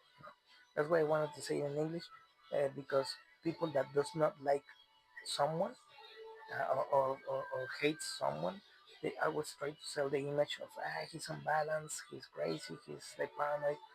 That's why I wanted to do this in English. Future is great. Seems to be a great. Seems like great things are going to happen, and we must not lose hope of the future. We have to keep seeing the future with hope that is going to be great. And it doesn't matter if you feel tired. I feel tired sometimes. I feel exhausted sometimes, but this fire inside of you has to keep you going. It's like a fire, an unextinguishable fire that you cannot explain. That doesn't matter what's happening. You always have this need to dream big, to do things, to think big about the future, to do not give up on things. Because you feel it burning inside of you. You cannot explain it. But that's the drive that we need to have. We need to have. this fire in ourselves. It doesn't matter what happens in the world. We have to keep going. We have to keep trying. We have to keep fighting. We have to keep wanting to build a better world for all. It doesn't matter how bad it looks. It might look like a nightmare, but we need to keep this fire on, trying to do what's the best, trying to be different, trying to be the difference, trying to build. Even if you are alone, but you want to build a better world, a better place where things work better, where things work out, when there's no evil, where there's peace, everyone is happy. You need to believe in that, and we need to keep trying to build that. Doesn't matter how hard it is, doesn't matter how impossible it looks. We need to keep trying doing that. We need to keep believing in love. Doesn't matter if everyone says no, it's not, that thing does not exist. Open your eyes. No, I want to believe in that. I want to believe that true love exists, and I'm going to fight for it until I find it. I'm not going to give up. I'm going to look for it everywhere until I lift every rock and I see there's nothing there. Until I do that, I'm going to keep believing because I want to believe. Because I want to believe in things that are better. The world shows awful things, but I want to believe in better things, that things can work out, that these things exist, that love is real, true love is real, true love exists. Doesn't matter if they try to convince me the other way around. I'm not going to believe that because I choose to believe that love exists, is real, is possible. True love. The same goes for humanity. A place where life is respected, life is precious, where there are no wars, where there is peace, where everyone loves the neighbor, where everyone feels every other people's pain, where there's empathy, where there's no hunger, no poor, no needy, no people living on the streets because everyone cares. I want to believe in that. Those are the things that we cannot renounce, we cannot give up on. We need to believe in these things. You know? It's like the world demands us to believe in them, to build them, to believe in them, so we can try to build them, try to create that. It is not wait until these things magically happen. You have to work to build that. We need to keep that stubbornness into these good things because they're good. Those are the things that we need to be stubborn. And we need to say, yeah, we can build a world where there is no hunger, no poverty, no wars, no violence, no lies, no hypocrisy. Yeah, it sounds like a topic, like those things doesn't exist. No, yeah, they exist. They exist. People live like that. I know people that do not lie, that are honest, that love, that believe in love, that are good persons. I know good persons who have a heart, who have empathy when they see suffering at another person, that care. I know people that care, actually care. So I know it's real. I know it's possible. If there is one people that can do that, it's myself. I am like that. Why can't you? If I can be like this in a world like this, the world can be different because we are proving everyone that people can be good, can care, can be different. If if there is one person, two, three, or five, 10, that means it's possible. What it is, what's stopping us from creating that reality for all? Because we stop to believe, and it's possible. Doesn't matter how difficult it might seem, how improbable it might look. The walls of Jericho fell, my friends. The walls of Jericho fell. They fell when the Jericho rulers believed they were untouchable, that nothing will ever change, and they felt that the walls of Jericho were unbeatable. They fell. They fell. They fell. No one believed that they will ever fall. They fell. against all odds, with just screaming, screaming. The only thing that those guys did in the army was scream. They were screaming only, ah, the walls fell like something impossible that no one ever believed happened because they believe it will happen. They believe it will happen. So why do you don't want to believe in love? Why do you say it does not exist? Why do you are stubborn in the wrong things? Why are we so stubborn in bad things? Why are not we stubborn in good things? Why are we so stubborn believing these things do not exist? We should be stubborn saying they exist, they do exist. I'm going to prove to you that exist. I'm going to show you they exist. I'm going to prove to you that they exist. Even when you deny it, when you say no, no, no, no, no, no, it can't be. I don't believe it. No, you close your doors. You say it cannot happen because you are stubborn and saying it's not going to happen. Why are you stubborn saying it's not going to happen when you can be stubborn saying it will happen to me? Why we? Why are not we stubborn? Why are we stubborn? I've been there myself. No, no, no, no, no, no. I'm, I don't believe it. Why? Why cannot we say no? Yes, I'm going to believe it can be happen. I'm going to open myself. Yeah, I believe too. I'm going to show that it to me as well that it happens. You know, and you feel it. You feel it in yourself. The fire. I feel the fire burning. Like yes, it's like the heart is telling you. Yeah, your heart, your soul tells you yes. Believe, and it's like a fire inside of you. So yeah, let's hope that people believe. And and just to finish, like this is like the movie of the Matrix, when the agent Smith says to Neo, Mr. Anderson, why do you persist? Why do you wake up when everything is done? You cannot win. And Neo wakes up and says, because to, I choose to wake up, I choose to get up, I choose, I choose. I, well, I hope that people can see the world and whatever throw at us and say, in the world says, why if I throw you all these lies, all this nonsense, all these attacks, why? Because to I choose to I choose me, I choose.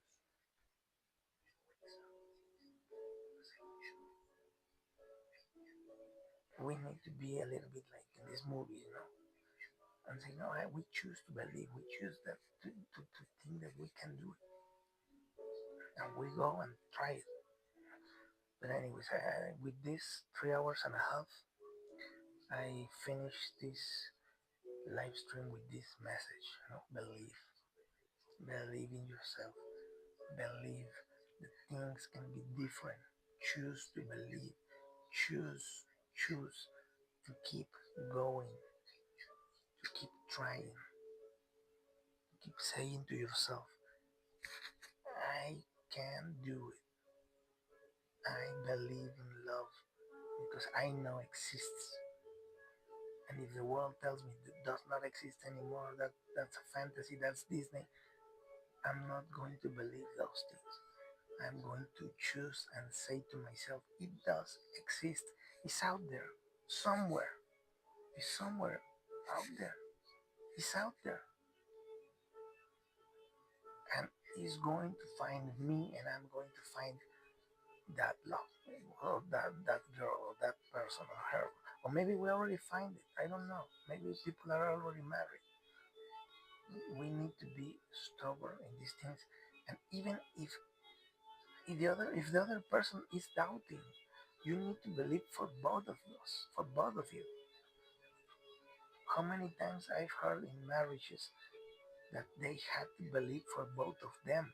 When one of them was weak, they haven't had their weakness. They stopped believing in these things, and the other, the one of the persons in the couple had to believe in both of them, and he helped or she helped him or he helped her, and they both saved themselves.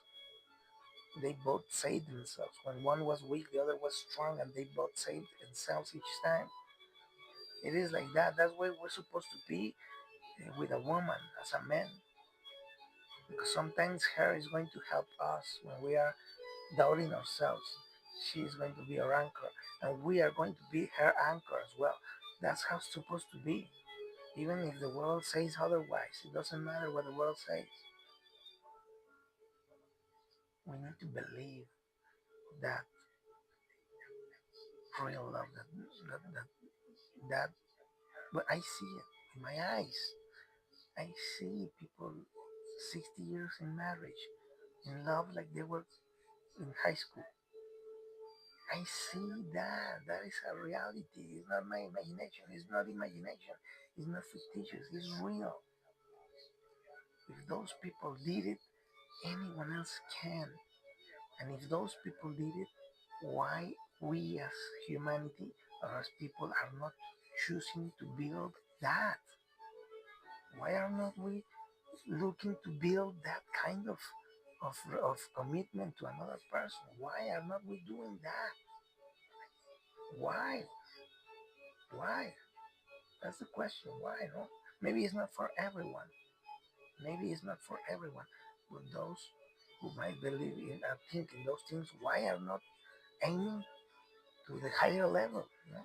Aiming to the best, not aiming to the no no no to the world is not enough. You know? Some things like that. You know? But anyways, I think that I felt inspired to say these things. I don't know why. Maybe someone who's watching this is the reason why I say these things, because I felt like I needed to say this. You must stop believing. You must stop walking. It might get tough in the path. Yes, the road is difficult sometimes.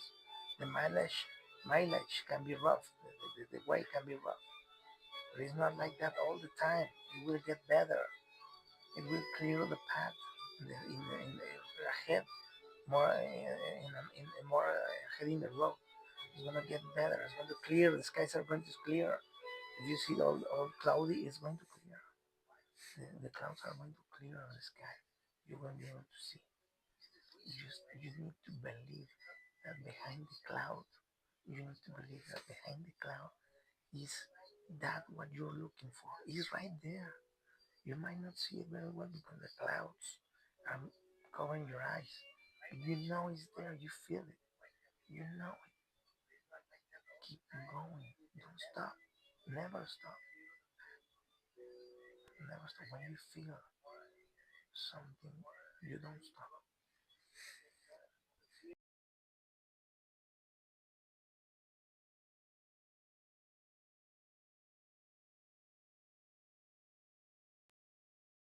You just keep going. It doesn't matter what people say. Believe, think. If everyone says you stop, stop. You don't continue. You feel it in your heart. You keep going. Maybe all the people is gonna say, "Hey, you're acting crazy." You feel it in your heart. You follow your heart. Things will be clear, even if no one believes it. You know, even if no one believes it, no one in the world, not even your family. Maybe some friends they say, you that's crazy. Don't go. You feel it. You know. You keep going.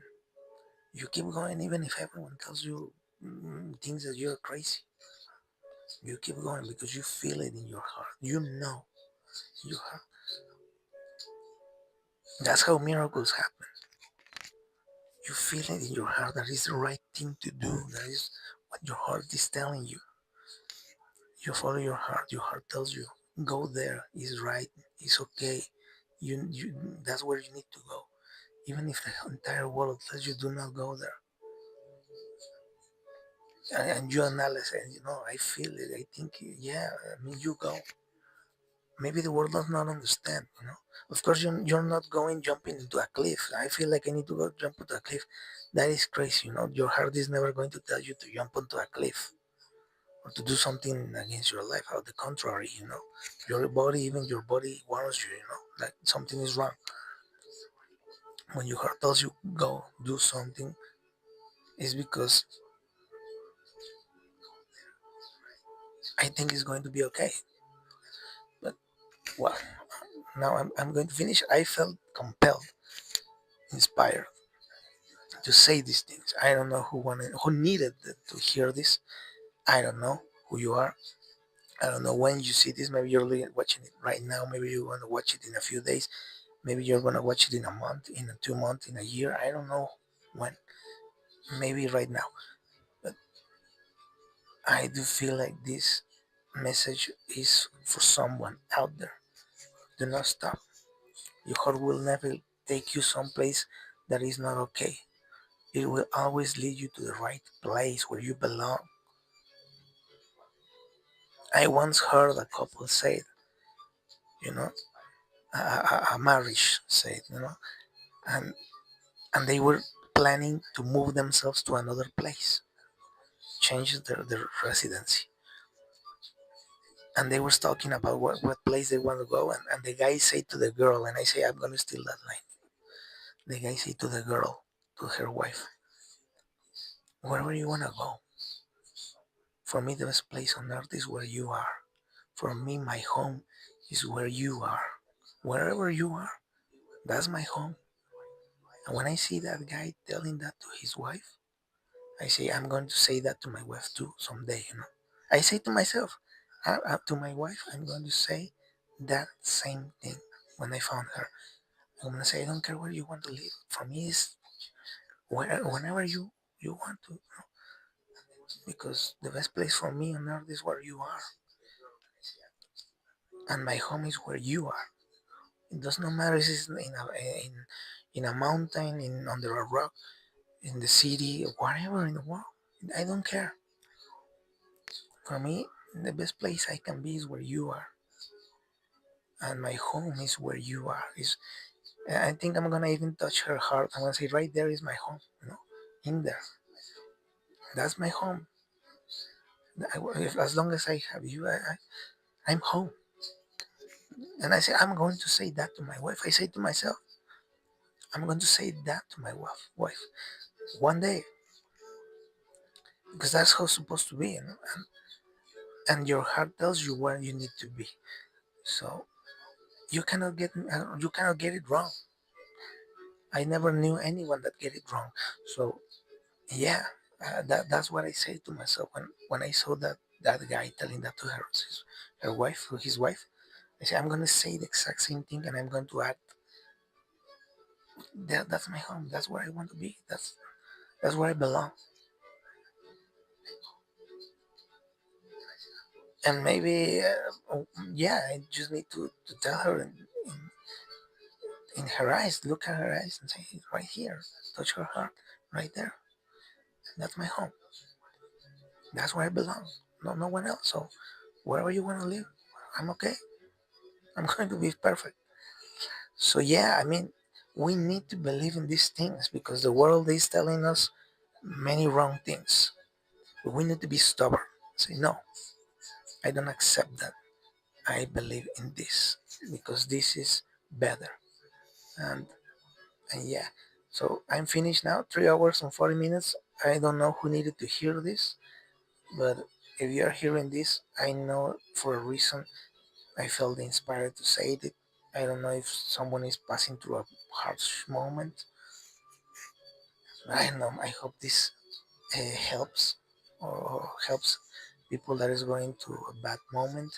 I know how it is. We all have bad moments. We all have our weaknesses. We all have times when we feel alone. But that's the other lie. We are never alone. And yeah, when I felt alone in a complicated moment in my life, I did feel someone right beside me, and I knew I wasn't alone. But yeah, I know I wasn't alone. even in a very complicated moment. I was not alone. We are never alone. So, yeah, I see. Well, I'm gonna be back here on my social media um, later.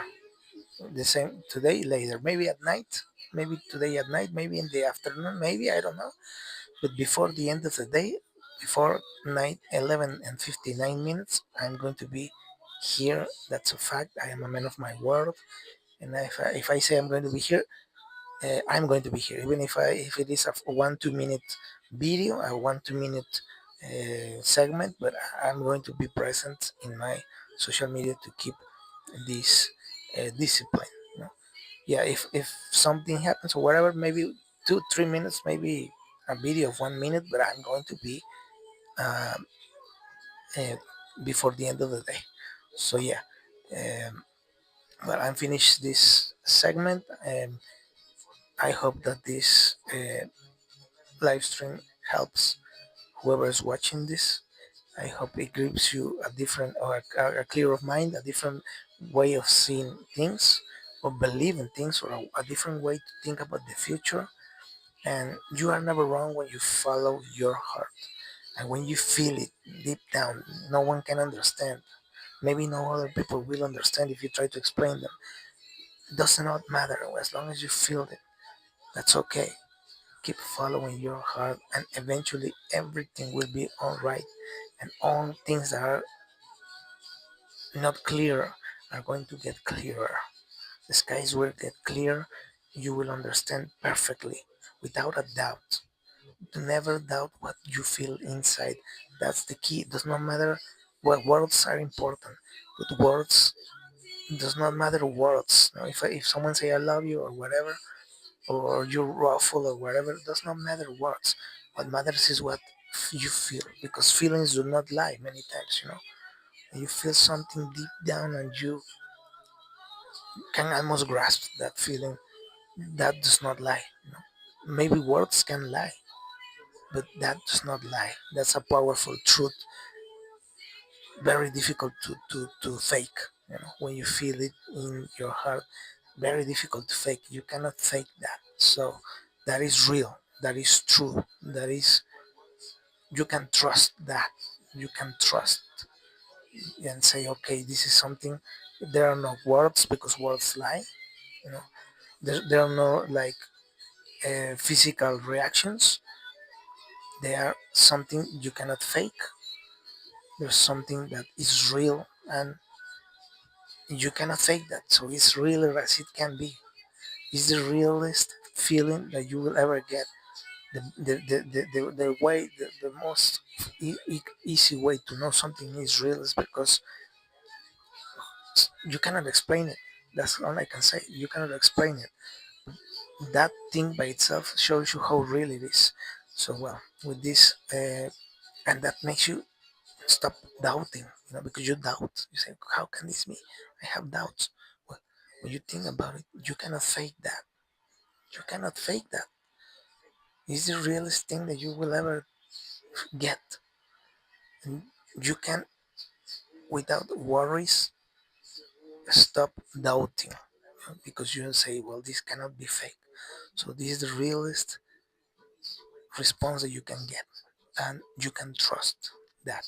So yeah, with this, I finish this segment, this transmission today. Before the day ends, I'm going to return here on my social media, and I hope that everything goes well. And I know everything is going to be is going to go well if we do our part, if we keep fighting for it, if we keep showing up, if we keep again and again and again and again and again do those things that we know are right for us, and eventually we will accomplish what we need to. It might seem difficult, but yeah, good things are never easy. Good things are never easy. That's something I learned. When you are doing something amazing, something powerful, something great, it's difficult. And when it gets difficult, it's worth it. Because if it was not worth it, it will not be difficult. I believe that. I know that because I've seen it in my life. When I'm doing something good, worth it, it gets difficult, so difficult. Like everything just, but it's worth it. It's because it's something that is so worth it. And yeah, with this I finish, and I will be back here before the end of the day of this now Tuesday, 30th of December. We're finishing 2025 in what a year! What a year! I mean, I felt it like it was 5 years compressed into one. Wild, one of the wildest years that I can remember in terms of what's going on. Really, one of the wildest. Let's see how 2026 shows up. And well, in the meantime, I will be here before the end of the day one more time. And I hope I see you here. I hope I see you here. Maybe I do it in Spanish.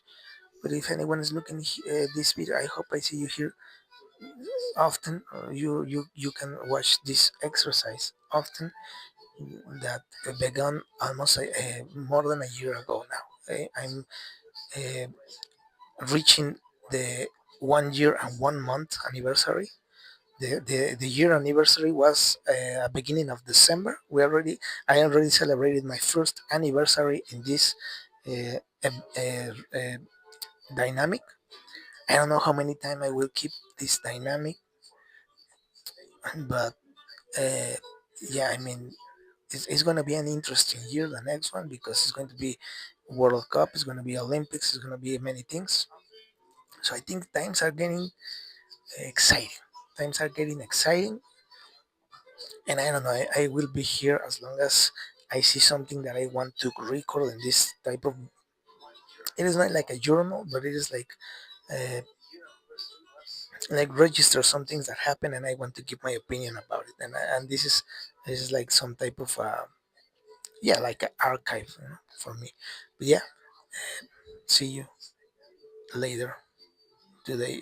If anyone who's here chooses to return, well, I see you later in this my social media.